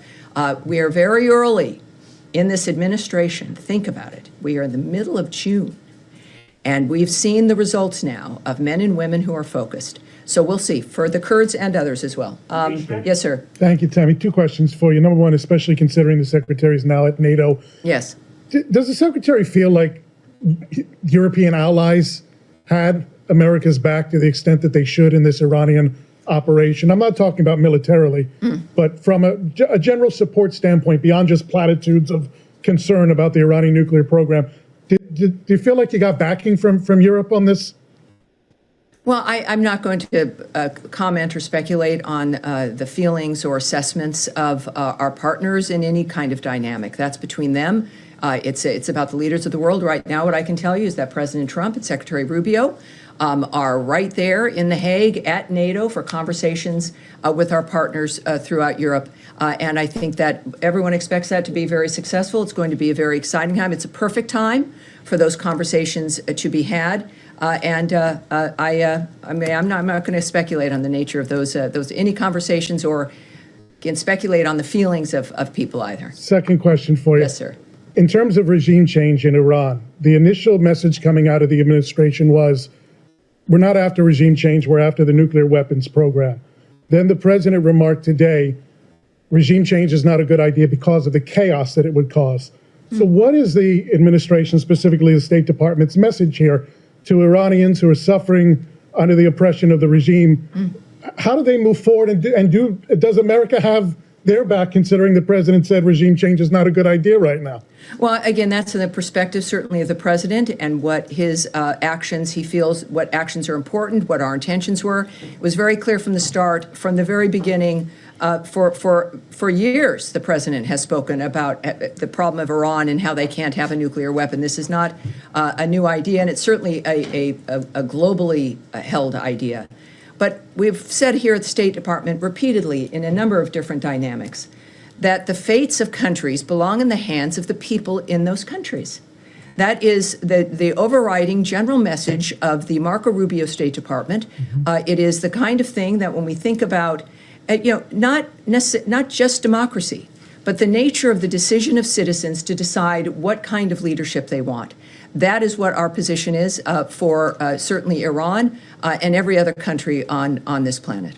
Yes, sir. Yeah, thank you, Tammy. 2 questions, one on your end. Have you received any signals or message from Iran that they are willing to come back to the table?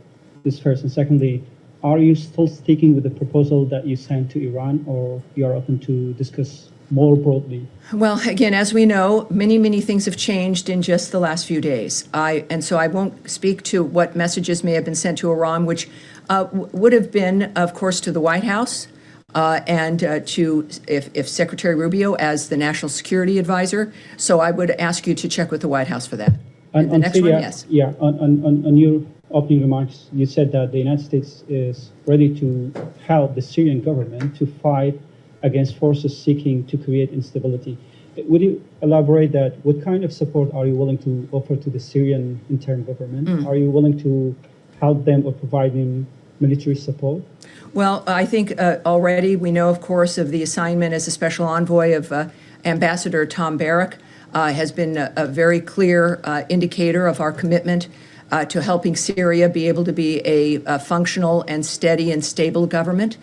He, of course, is the ambassador to Turkey, and our commitment through his work is about getting the structure, the stability of the government as functional. We also, of course, as you know, have lifted many of the sanctions to make it possible for other nations in that region to assist the new government also in becoming stronger and able to, in that region especially, deal with terrorist groups, especially deal with ISIS, and that is our commitment. So it is, I think, manifesting now very clearly, and Ambassador Barrack is there as our envoy in that regard, and it's a very exciting time with a lot of potential. Yes, sir.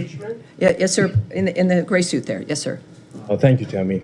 You've been in the negotiations process with the Iranians for almost the last 2 months at the State Department. And the Iranian foreign minister just last Friday, he said that they suspect that the negotiations with the U.S. Used as a cover for the Israeli attack. And a day after that came the U.S. raid on Iranian nuclear establishment there and the buildings. Are you able to restore the trust between you and Iran? And how do you see these claims from the Iranian side? Well, that's certainly a question that I can't answer, but we've got the best people in the world who are doing this for a living, who have committed their lives to making a difference here in the world. The president has not indicated that, as a matter of fact, he really opened his presidency with a willingness to talk with everyone. And as a peacemaker, that is what he's done, and I would suspect that that approach will continue. All right? Yes, sir. Go ahead. Thank you, Tammy. Do you think that there is any lesson for North Korea to learn from the U.S. strikes on Iranian nuclear facilities, given that North Korea has been doubling down on its nuclear program, despite the Trump administration's commitment to the complete denuclearization of North Korea? Well, again, the nature of the choices that are made, I won't speculate about what other countries should think or do. At the same time, President Trump, in his first term, made a significant outreach to North Korea. And what I can say, of course, and they've got their own nuclear program at North Korea, that we remain committed to the complete denuclearization of North Korea. That remains a commitment. If the North Korean nuclear issue can't be resolved through dialogue, I'm not going to speculate on hypotheticals at this point, but thank you very much. All right. Yes, there you are. Hello. To follow up on North Korea, has there been significant outreach from the State Department to the North Koreans? I'm not going to speak to any, whether they exist or not, any diplomatic efforts outside. All right. All right. And yes, go ahead. Thank you, Tammy. I just wondered whether you have any further information on reports of a drone attack that happened to multiple Iraqi military sites early this morning, local time, Tuesday, whether you know at all whether Iran was behind those drone attacks at all? I would suggest that the DOD might be the place that it might have an answer to that. Anything else? All right. Daphne? You're good? All right. And then, yes, go ahead, sir, at the end. About the material that was removed from those nuclear sites. There are satellite pictures of trucks lined out. Oh, nothing. I can tell you nothing. Just saving some time here. Yeah, I'm not going to speculate or discuss what may or may not have been removed from a particular site. Well, then can you tell us, based on what you do know, I mean, how many years? I can talk about the English royal family. I love them. Yes, How many years would this have knocked back the nuclear program, and could that have been avoided if the U.S. had remained in the JCPOA? When it comes to what's happened with Iran, we can look back several decades about the nature of the choices that certain administrations made that helped facilitate the nature of the building of that program. Donald Trump inherited a world, he'd left a world that was at peace, and he inherited one that was tipping over. And so his commitment, and what we look at here right now, is recognizing the status of things and what needs to be done to fix them. And that's what we're focused on. All right. And Matt Lee, I have a feeling you might have a question. I vaguely remember that. Well, I did, but now it turns out that the you have a different one. I answered, so I do have a different one. Okay, good. But all I was trying to find out was whether you didn't mention it, that this Mr. Habibi was an American, which it turns out that he is. But has he been wrongfully determined to be wrongfully detained? We have determined that he has been disappeared and that he has not been heard from. And that is why there's the rewards for justice, is that he was taken and he has not been heard from since. Okay. And we are hoping that this appeal may bring forward, with up to $5 million, it makes a difference in everyone's lives. Sure it does. That we might get some information about him. Okay, then just the other thing was, you had been asked earlier and yesterday, I think, about this money that is apparently going to go to fund the Gaza Humanitarian Foundation. Have you been able to uncover anything about that? Well, here's what has always been the case with the Gaza Humanitarian Foundation. I now know that I think it's close to 44 million meals that have been distributed, which is a pretty darn good record, and they continue now at 4 sites to distribute them. We have repeatedly noted that we have not funded this entity, but it is, I believe, really the response of the call from President Trump for that region and that area in particular, that we've got to have new ideas about how to change the nature of what's occurring. The region has stepped up, other nations have stepped up, agreeing that the situation in Gaza has to be dealt with differently. We have to refuse to let it continue. And while we have a humanitarian crisis manifesting, is to do our best in an area that a terrorist group refuses to cooperate, ignores ceasefires, continues to hold hostages, and refuses to put down their weapons, that we are committed to endorsing, helping, promoting efforts to make a difference. When it comes to how that will manifest for the GHF, I can't say right now. But again, it's nice to know that 44 million meals have been distributed. That, like everything else for the last few days in the Middle East, everything has changed. How that manifests in the Gaza Strip is yet to be determined. But I'm sure we have another briefing on Thursday, and who knows, we'll have something new at that point as well. All right, yes, go ahead. And this will be Tammy, yes. this weekend, Keith Kellogg went to Belarus and it secured the release of 14 political prisoners. Do you have any more details on those efforts? And did the Lukashenko regime get anything for releasing these prisoners, sanctions relief? I do have a few things I can say to you about that. And this is the condition of our world. This is a huge story, and it really is, comes up later, but it tells you the nature of what's transpiring. While in Minsk, the U.S. delegation led by General Keith Kellogg, Special Presidential Envoy for Ukraine, met with the leader of Belarus and his team. Special Envoy Kellogg discussed the Russia-Ukraine war and how President Trump is pushing hard to stop that war and end the killing. And Deputy Special Envoy John Cole led the discussions on U.S.-Belarus bilateral relations, which resulted in the release of 14 long-held political prisoners from Estonia, Japan, Latvia, Poland, Sweden, and Belarus. And that is the result of what you can do with diplomacy, with envoys, and with a commitment to peace and freedom for people around the world. And we are blessed to have President Trump as our president, the wisdom of the American people, and of course, Marco Rubio is our Secretary of State. We are 5 months in or so to this administration, and it's an honor to be here. Thank you, everyone. I'll see you on Thursday. Impeachment. Thank you.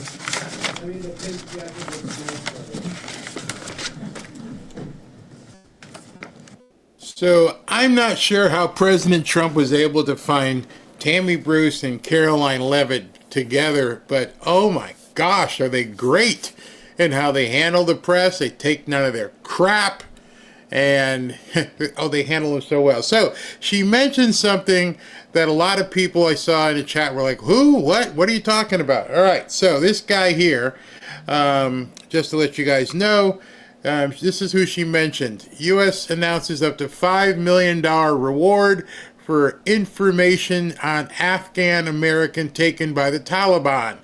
The same Taliban who we're giving all kinds of money to. It says the U.S. on Monday announced a reward of up to $5 million for information leading to the location and release of Mahmoud Habibi, an Afghan-American businessman who was detained by the Taliban's intelligence service on August 10, 2022. A former chief aviation chief under Afghanistan's ousted Western-backed government. Habibi and his driver were seized along with 29 other employees of the Kabul telecommunications firm for which he worked, said a department notice. Interesting with the dates here, don't you think? August 10th, 2022. That happened back during, the other regime, and they didn't do anything about it. So this guy was snatched off the street, and we're trying to get him back. I smell spy. If they're going to spend $5 million getting this guy back, something might be it. The other thing I want to bring to everybody's attention, because there are a number of people talking about this, and I want to make sure everybody knows the truth. Brianna Morello, she's been a very, very good source. She posted this a little while ago and said, breaking news, Mark Levin has been appointed to the Homeland Security Advisory Council by President Trump and Secretary Noem. The administration also appointed Mayor Rudy Giuliani, Corey Lewandowski, and more people. She posted this, let's see here, today at 12:52. Except the problem is that happened in April. Well before all this Israel-Iran stuff. Well before all of that. And so this is what she has since responded with, because people were calling her out saying, hey, this was from a long time ago. because I'm only posting this because people had asked me. Some of you are saying the announcement came out in April. I got the press release a few minutes ago. The title of the press release is President Trump announces appointments to the Homeland Security Council. Here is the full press release if you'd like to view. Except the problem with this press release is that they've added people to the list. And so, like I said, a lot of times people jump and they post something, and she's catching. There it is. I knew it. There it was. There's the response. Just spoke with Trisha, Ohio. Trisha, who's been on this show before, over at DHS. The email was sent out today with additional members. All right, so that should hopefully make everybody happy. Come here. No. My little dog wants to chew on cables, so I have to make sure that she's not back there. Come here. You're going to have to make an appearance now because you done did something bad. So, yeah, there she is, the little terrorist that she is. I have to keep her because Robin has gone to the store, and so Lily then decides she wants to do crazy stuff. But anyway, back to Brianna. She did the right thing. She came out and said, yeah, I got it wrong. But I only posted that because there were so many people going, why did Trump just go ahead and appoint Mark Levin to this? It's April. Breathe. Woosah. Everything's okay. Whatever. Mark, I'm going to talk to you about Mark Levin in a second here. All right. So, in any event, let's continue with Mike Johnson, I believe, is where we left off. Whoa.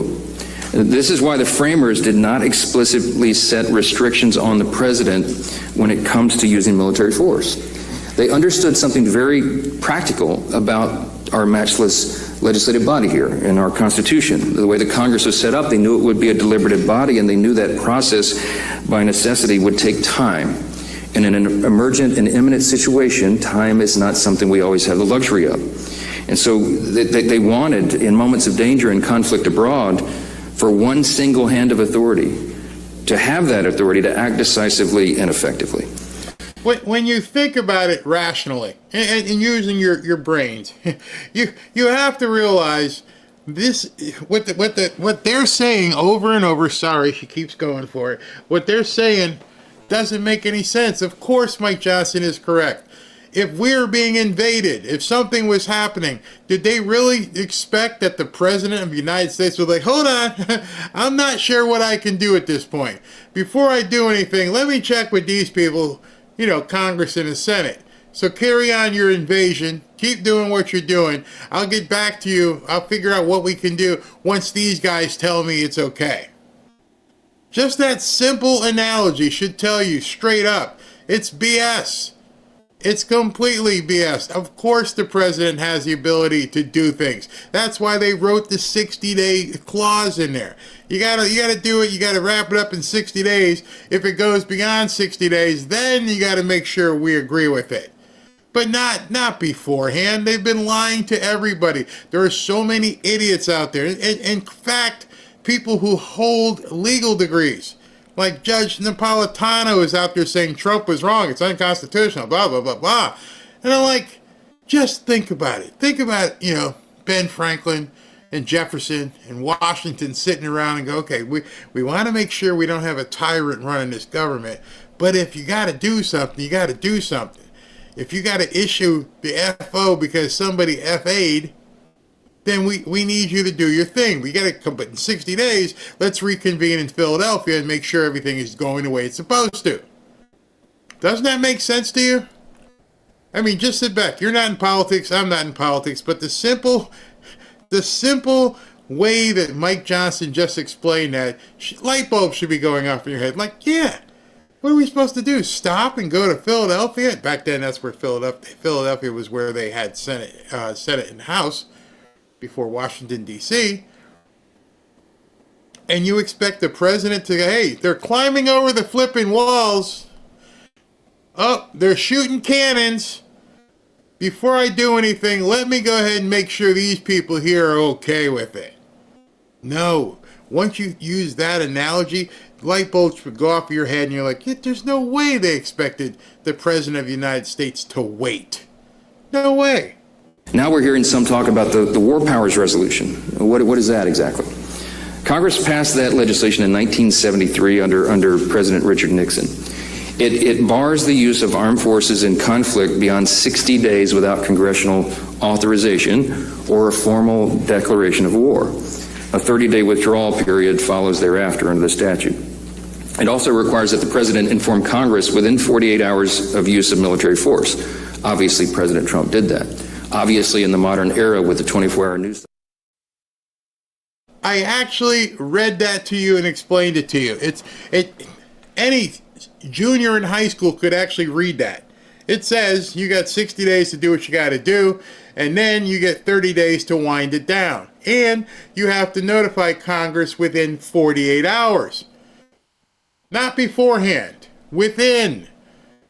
And so every time you see one of these idiots go up to a microphone, President Trump, it was unconstitutional. They're lying. They're flat out lying to the general public who never has read these things. And even if some of them have read it, they don't understand it. And then another group of people who have TDS and don't care if President Trump was right.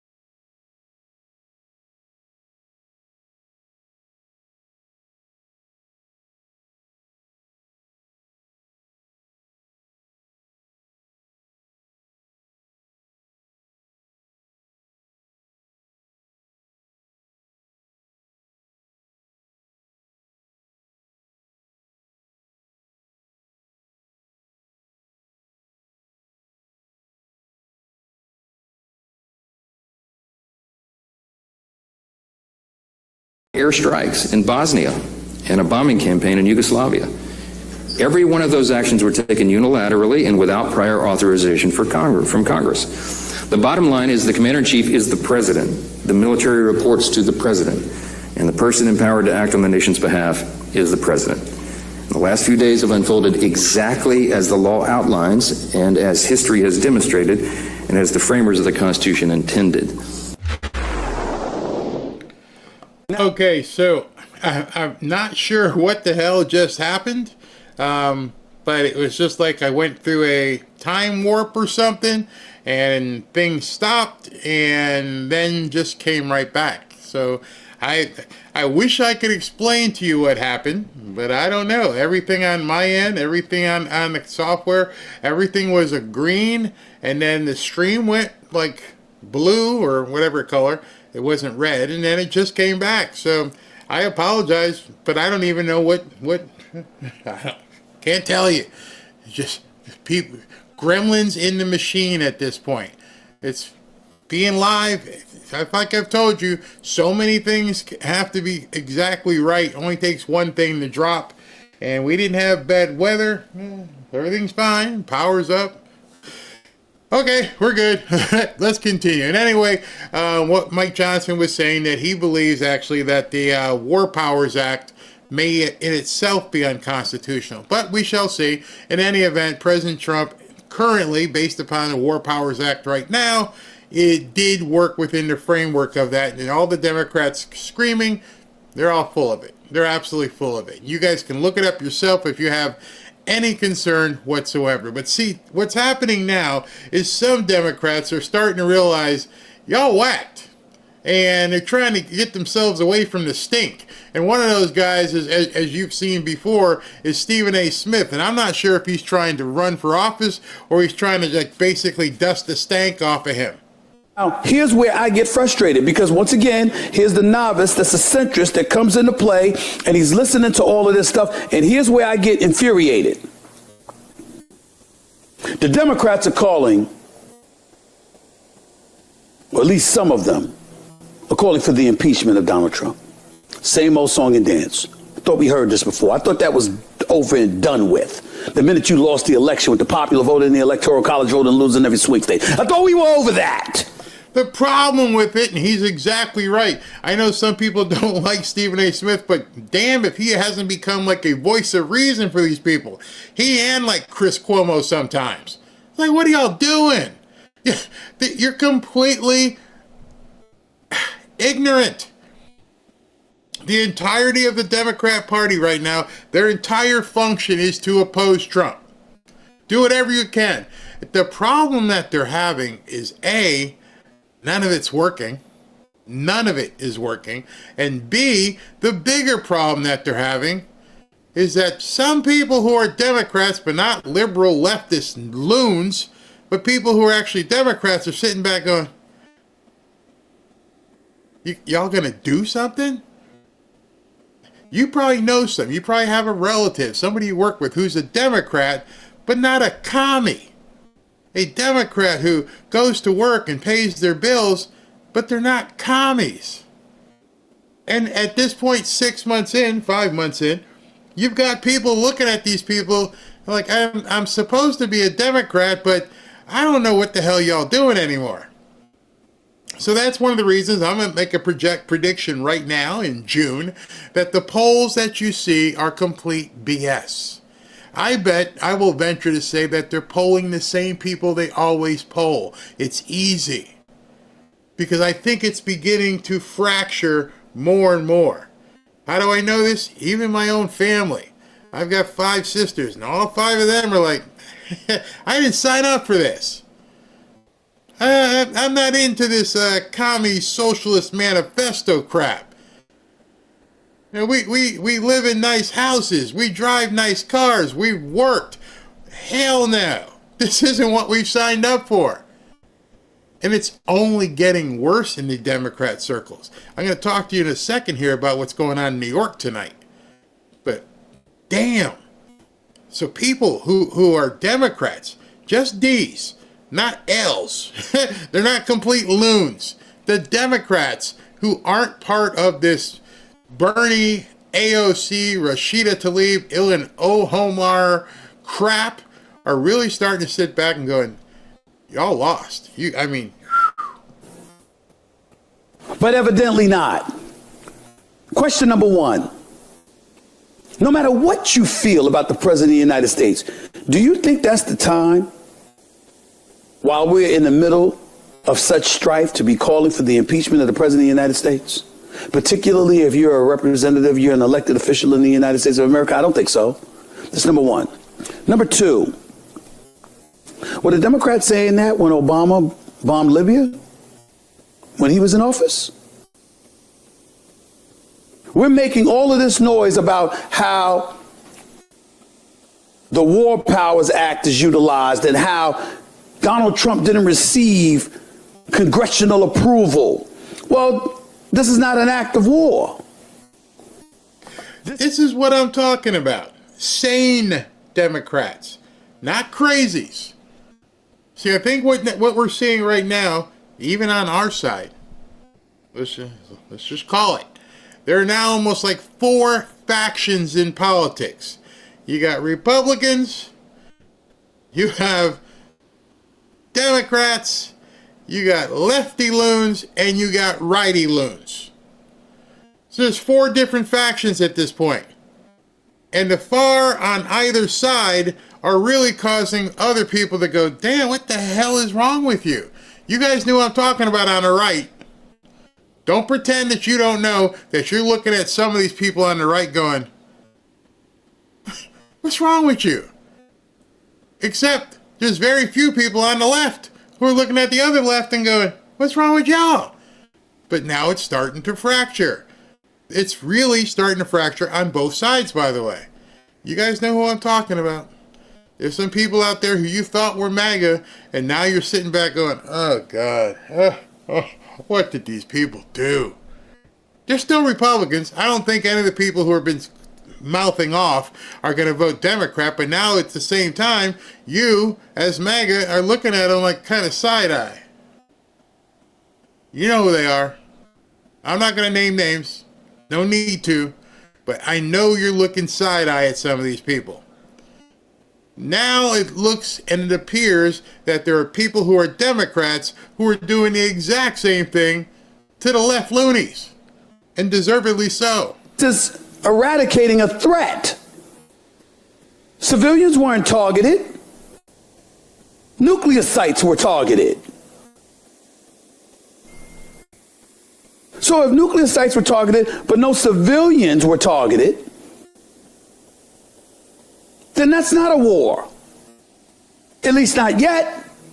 Which means that you can navigate your way around the War Powers Act itself, and you don't have to concern yourself with receiving congressional approval. The Democrats know that because of Obama. So if you knew that because of Obama and you didn't say it when it involved him in Libya, why would you turn around and all of a sudden try to make that case against Donald Trump?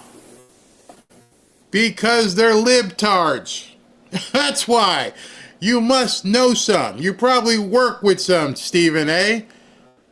They're completely gone. And the part where Democrats who are Democrats are beginning to wake up, who are Democrats in America, this is really important.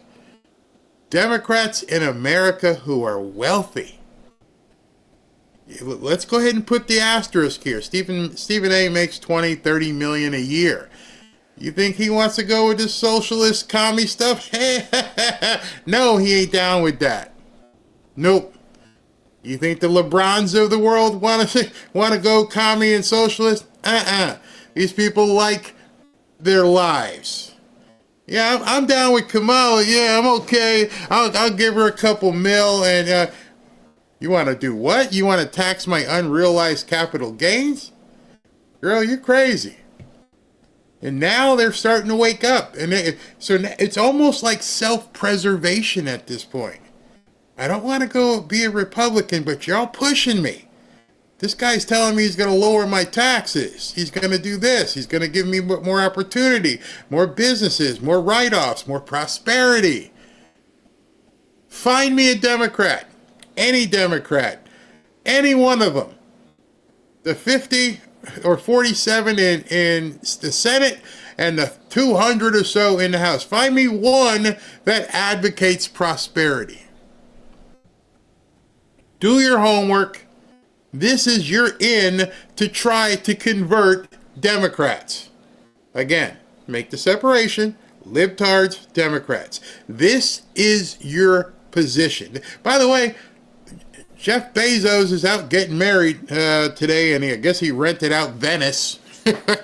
And they're screaming at him because he's rented out Venice and he's got people coming in by boats and everything. Why? Because he's got it.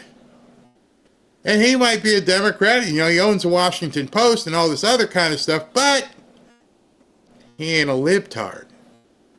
So this is where we can find some common ground.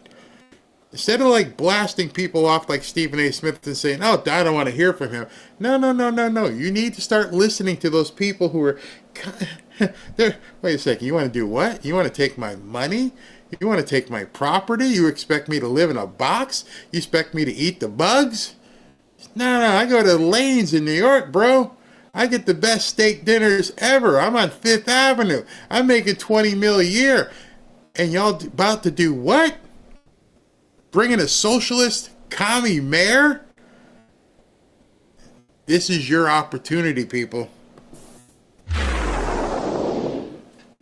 is Emily Radikowski, and Zoran Mamdani. It's election day today. You need to get to the polls. They're open till 9 p.m. What else do they need to know? Go to zoranfornyc.com/vote. You can find out where your poll site is, and text your friends and family because we need everybody to come out. And make sure you're drinking water because it's a very hot day. This election is going to be decided by young voters. The average New Yorker is 38 years old. The last mayoral race was decided by 7,000 voters. That means that your vote really matters. Go ahead, get out there. We know it's hot, but the time is now. Let's do it. And Mayor. See, right now, Democrats need you. If Democrats need you. Because the wave that is coming in New York City will go to as many cities as they can plant people in. A commie socialist, openly, is running for mayor of the biggest city in the country. Yeah, bigger, LA maybe. And he's running, and he's way ahead. He's like 16 flipping points ahead. And if you've never been to New York City, if you've never driven down Fifth Avenue, if you've never gone to a Broadway play, if you've never done any of these things, if you've never, I don't even know if it's still open, eaten at the Tavern on the Green, if you've never gone to Elaine's, if you've never done some of these things, you wouldn't know, but maybe you've seen it in movies, the extreme wealth in New York City. And these people are a short period away from going, oh my God, what are they doing? And so as you heard that actress, and she said, I don't even know if that's true, that the average age is 38. I can tell you right now, there's nobody talking to the black people. Black people ain't about this. I bet you most of Hispanics aren't about communism and socialists. They crossed the border to get away from that. They've driven all of these newcomers who don't want to work, just want things to be given, just want to take from you. And the problem right now is too many people who don't live in New York aren't paying attention. It's not me. I don't live in New York. I won't ever go to New York. I don't care. Really? They're doing it everywhere. It's just a matter of time. They're playing the long game, the real long game. I bet you many of you never in your life would think that Georgia could possibly be a purple state. Georgia? What do you mean, Georgia? I bet many of you never thought that North Carolina could be having a Democrat governor. North Carolina? That's the South. It's happening. And the only way we stop it from happening is if we coalesce, come together, and start telling people, wake up. Listen to this guy. Mamdani, would you welcome Prime Minister Netanyahu to New York City for whatever he comes for, given the US is not a signatory to the ICC, so he can travel to the US, unlike a lot of other countries. Would a Mayor Mamdani welcome Benjamin Netanyahu to the city? No. As mayor, New York City would arrest Benjamin Netanyahu. This is a city that our values are in. Do you know how many Jews there are in New York City? And this guy's walking around openly saying, if Bibi Netanyahu shows up in New York City, we're going to arrest him. And I've seen so many Jews out there protesting Israel and things of that nature with their self-loathing attitudes. And this guy is capitalizing on it. If Bibi Netanyahu came to New York and I was mayor, I'm going to arrest him. Seriously? Are you telling me that the Jewish community in New York City is so gaslit right now that they're willing to let this guy be mayor? Line with international law, it's time that our actions are also. Even though the US is not a signatory to the ICC? No, it's time that we actually step up and make clear what we are willing to do to showcase the leadership that is sorely missing in the federal administration. Supporting Zohran, and we all support Zohran because supporting Zohran is a vote for a New York for all of us. Make sure you... No, not for all of us. I don't even live in New York, and I can tell you it's not a vote for all of us. You need to reach out to your people in New York City if you have any friends and family that are going, oh my God, the Big Apple? The Big Apple is about to have worms all going through it. They can't wait to carve up the Big Apple. And here's a piece for you, and here's a piece for you, and it'll be Escape from New York real soon. If you haven't seen that movie with, what's his name? The guy, what's his name? Kirk something, whatever. Can you imagine what it's going to be like if this guy defunds the police, lets everybody in, arrests Bibi Netanyahu, takes your money? It will be Escape from New York. And maybe Warriors combined. Vote early June 14th, or you can vote on Election Day, June 24th. Alexandria Ocasio-Cortez y Nidia Velázquez estamos rankeando a Zoran Mandani número 1 para la ciudad de Nueva York, alcalde. Both of these congresswomen have been inspirations in the fight for working people across this city and across this country. And what New Yorkers are looking for is a mayor who will actually fight for them. And to have the endorsements of two who have taken on those same corrupt insider politics, those same Donald Trump supporting billionaires, the same politics that got us this affordability crisis, it is a testament to what this campaign is building and is one we're going to win together on June 24th. So early vote, fill out your ballots, and make sure that you do not rank Andrew Cuomo on your ballot. Don't do it, folks. We're going to go Zohran number 1, Adrian Adams number 2, Brad Lander number 3, Scott Stringer number 4, and Zellner Myrie number 5. We are going to rank our ballot Zohran number 1 for a New York City that can be affordable to all of us. Woo! We stand on. This is what communists like to tell people. A place that's affordable for everybody. That's not how it's supposed to be. It doesn't sound pretty, but some people have to realize you do have your place in society. I love living in Boca. You know why I love living in Boca? Because it's aspirational. I haven't seen any place other than Boca and certain parts of Aventura, Florida, that are as aspirational as living here. Because no matter how well you think you're doing, no matter how many digits you have in your bank account, you're going to ride by somebody and go, damn, oh, you got it like that. Yeah, I got it like that.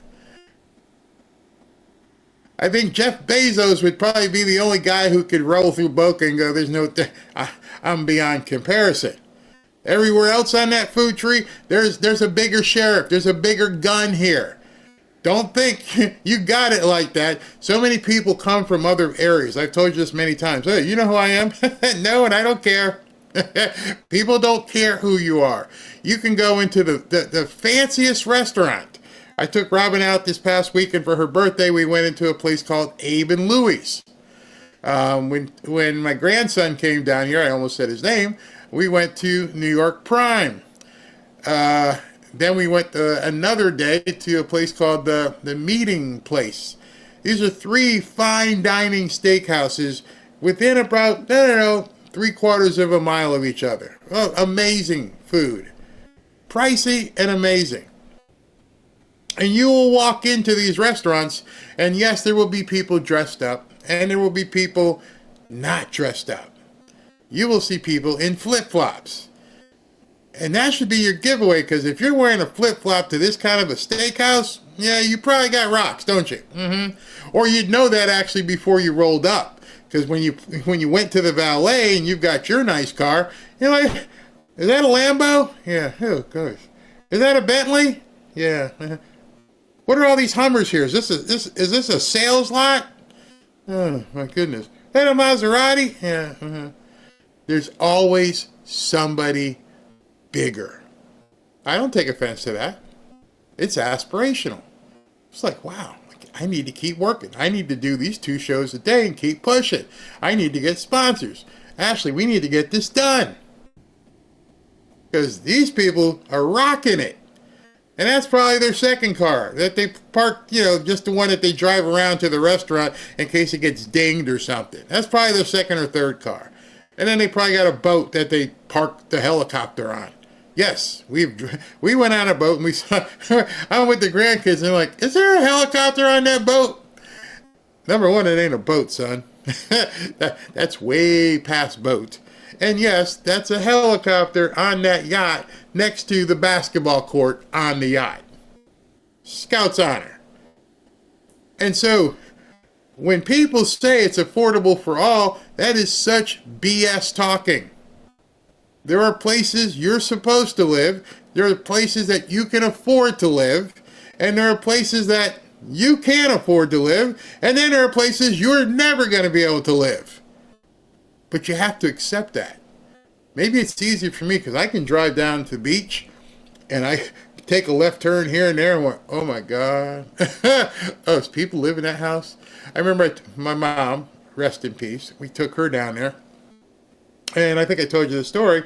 She said, wow, we'd have to hit the lottery to get a house like that. I'm like, no, you'd have to hit the lottery 2 or 3 times. The misnomer, the ideology that socialists and communists try to tell you is that everybody should be the same. Everything should be affordable. No, I can't afford to live in a penthouse on 5th Avenue. Ain't gonna happen. Nope. But I'll be happy living in a, an apartment or a condo somewhere else. Maybe in Times Square.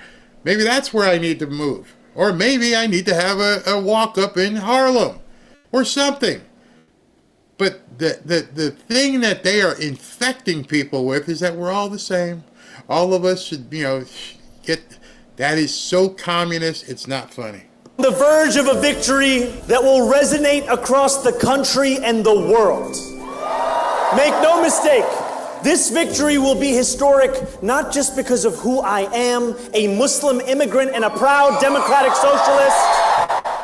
See, when they take the veil off and tell you who they are, believe them. I am a proud Democrat socialist. It's not even a bad word anymore. There's no stigma. I'm going to tell you what it's all about here, okay? I am a proud Democrat socialist. What in the hell do you think that means? Stephen A. Smith knows what it means. Other people up there with money know what it means. I am a proud Democrat socialist. This guy is 16 points ahead in the New York mayoral race. Make you start shivering and stuff, make stuff go up the back of your spine here. Go, what? This ain't even Green Acres. This guy's coming in, I'm going to take the Green Acres, we're going to put you there, and we're going to take the money from the, the penthouse view. We're going to... He's a Democrat socialist, my gosh. But for what we will do, make this city affordable for everyone. Because after this rally, as many of us sleep, millions of our neighbors will step out onto moonlit streets across our city. Nurses working the night shift will put on their scrubs and save lives. Office buildings will be made new again as the midnight shift scrubs and polishes in the dark. And even more, New Yorkers will spend the entire night tirelessly working and return home carrying the burden that it still isn't enough. If New York truly is the city that never sleeps, we deserve a mayor who fights for those of us who labor at every single hour of the day. I will be that mayor. This is scary. Those of you guys may be seeing this for the first time and realizing that arguably one of the biggest cities in our country, that one of the shining jewels of our country is about to fall. If it falls tonight, in my night show tonight, I'll be watching the information. This guy takes it tonight, and it's likely he will. All hell is going to break loose. They will feel so emboldened that this may be one of the biggest falls in American history. Can you just imagine if New York falls to socialism? Just let that sink in. The movies that are made, the sporting events, the Giants, the Jets, although they don't really play in New York City anymore, the Knicks, the Islanders, the Rangers, The concerts, Madison Square Garden, the restaurants, the lifestyle of New York. You think the boys in Little Italy gonna like this? They don't gonna care what no socialist mayor is going to say. How you gonna work with the police? You imagine being a cop in New York, how much overtime you get? And now you're about to have no taxes on your overtime. So what are you gonna do? Raise your taxes to offset the no taxes on overtime? You can just have these nightmare scenarios going on in your head, but at the same time pray to God and like, glad I don't live there. But even if you don't live there, what are you going to do to stop the pervasion as it continues to spread outward? And you can't say to yourself, can't happen here. BS. They're already there. They're all seated. Why do you think Joe Biden flew these people to small places like Springfield, Ohio? Look what's going on in Minnesota right now. There are parts of Minnesota that real people can't go to. The Somalians have taken over parts of that state. Don't think to yourself, it's not coming for you. This is their design. And I will be a mayor who doesn't bow down to corporate interests, doesn't take his orders from billionaires, and sure as hell doesn't let ICE steal our neighbors from their homes. There you go. You can have them all then, okay? You can just go have them all live in New York City. That'll be nice, won't it? It'll become flyover country. No thank you. Build a big ass wall. Keep it all. There are no kings in America, whether that's Donald Trump, Andrew Cuomo, or the Republican billionaires who fund both of their campaigns.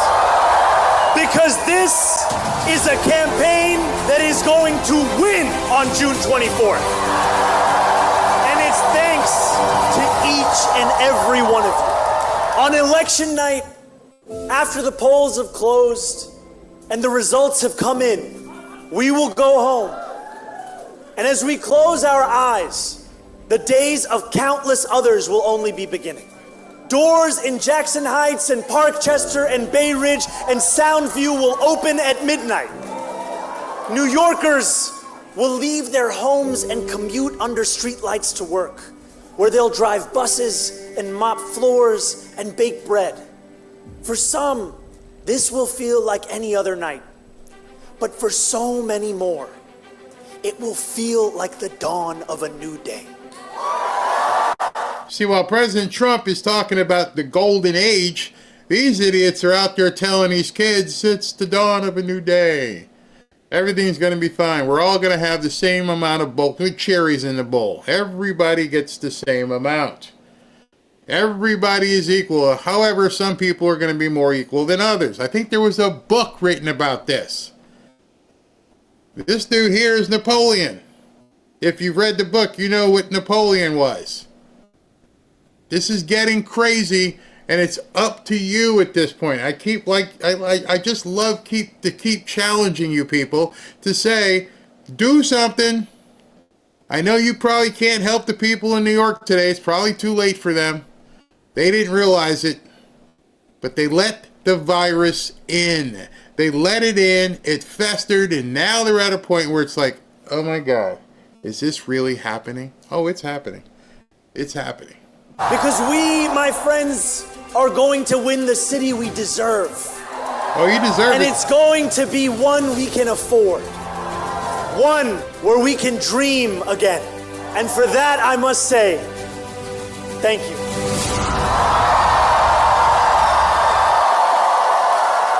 They mispronounce his name. They say that he is inexperienced. Sort of reminds me of a candidate who ran on change. At a moment when so many individuals have lost faith in government, Zoran has sparked this level of energy and enthusiasm that I've not seen since the days of change. And every movement that I've been involved in, every struggle that I've been involved in, it's been individuals with a vision and a passion for change And so you notice that they get orators, people who can speak very well, who can influence these minds of numbness, whether it be AOC, whether it be Letitia, Big Letty here, Zoran, Obama. See, that's the problem. They shape these people almost like they're in a lab somewhere. And they all speak so eloquently with forked tongues. Ilhan Omar, Rashida Tlaib, they all talk in such grandiose ways. And they know how to keep the pitch going. And these people are just completely brain dead. Completely. They've learned the craft by watching Obama. And now here it comes again. Ladies and gentlemen, they didn't know his name then, but you can bet your ass that they know his name now.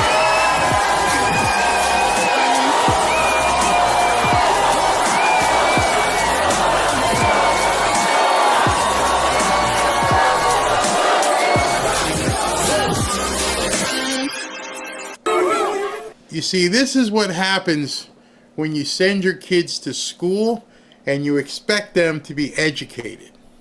When you don't check up on what they're being told each and every day.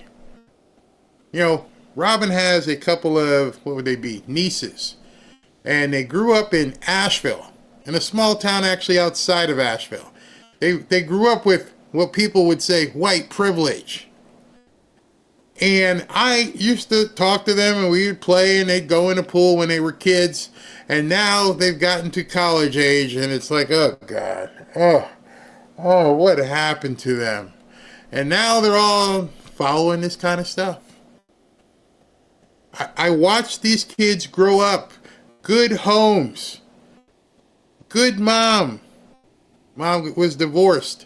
And she grew these young girls, and now they're like, white privilege. And it happens all at once over a couple years. You get on that campus, and it's over. It's completely over. They're going to fit in with all the different groups that tell them they can't do this and can't do that. I pray. Ashley and I talk. I'm like, play football, please play football. Do well. Make sure you don't don't look like this. Stay. It's terrifying. It can happen to your family. But now we got to help New York. I don't know. It's too late right now tonight. You're not going to change a whole lot of minds in 4 or 5 hours. That's not going to happen. But you can do a lot more to make sure these people know. Maybe, remember, here's the good part of this. This is a primary. So this guy is going to win and be the primary, the Democrat front runner for mayor. Whoever the Republican is, whether it's Eric Adams or whoever else, we need to help them. We need to make sure that today is just a blip on the screen, to make sure that this fungus doesn't spread through one of the best cities in the country.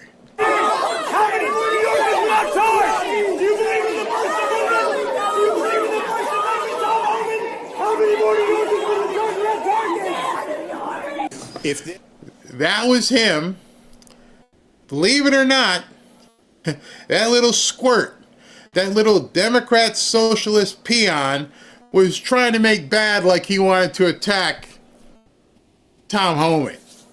If I was Tom Homan, I would have told those cops there, let him go. This is going to be quick. Let him go. Oh, yeah, if they weren't holding me back, yeah, I'd probably be turning around. It's easy to look badass when you can't go forward. Let them go. Let them go. See what happens. I'd love to see Tom Homan wipe the floor with this guy. But as I said last night, and then Ron DeSantis says now, there are some of us who are realizing that this, with every chaos, with every bad thing, there is opportunity. Lots of opportunity. Socialist mayor candidate wins in New York City, you're going to see real estate values skyrocket even more in Palm Beach because people are going to get out of that city. As bad as de Blasio was, this guy is like going to be way, way worse. He doesn't think that you should have law enforcement in dangerous parts of the city, that you should send in social workers. See how that works out for you. It ain't going to work out well. So, you know, they've made a lot of really dumb decisions, and we've benefited from it. But He knows. He knows. I live in Palm Beach County. I've seen Hannity leave up there. I've seen so many people go, I'm done. I am so done. I'm heading down to Florida, where everything, my money is safe, my property is safe, everything. It ain't happening here. Now, I understand many of you don't live like Floridians. I understand that, but you got to stand for your area. You got to make sure that you're running for, or if you're not running, that you know who's going to be dog catcher in your area. You have to know every single person that's running for office, because those people are going to try and take away your way of life. It's not an if. They're going to keep coming. And they're going to be like orcs, and the next one is going to run. And now it's to the point where you can see some young Democrat socialist has now created a wave in New York City. Don't think for an instant it can't happen to you. It can. Wherever you live. And so, just from that little 10 minutes of stuff we've been talking about the Zohan, be careful. Be careful. Paul Papalardo says most state election sites are run by Democrat organizations, and you know they are crooked. Oh yeah, exactly. Stephen A. would make a good preacher. He probably would. We got too many rednecks and rifles around here. that's too funny. Let's see. I'm not in your nice part of the state, but it's a resort state, doggone it. Yeah, it's a resort state. Barry, you're also going to get a lot of libs moving your way. I don't think it's going to be libs, because they don't like it down here. There might be Democrats. The libs will get chased off.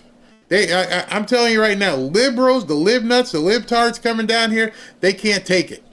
There's too many people, A, with money, too many people, B, who wear red hats and are Trump fans, C, they don't like guns, and people walk around like it's the Wild Wild West down here. They're everybody's packing. I mean, there's so much kryptonite here. I don't think the libtards can take it. Not at all. Breaking, SV says, every single Democrat voted against condemning the violent anti-rice riots in Los Angeles. Crazy. We need to ramp up deportations to 50,000 a day. I agree with you. Left Coast is the same. Actually, kind of like Eric Adams. Yeah. Where's to say about? Somebody said it.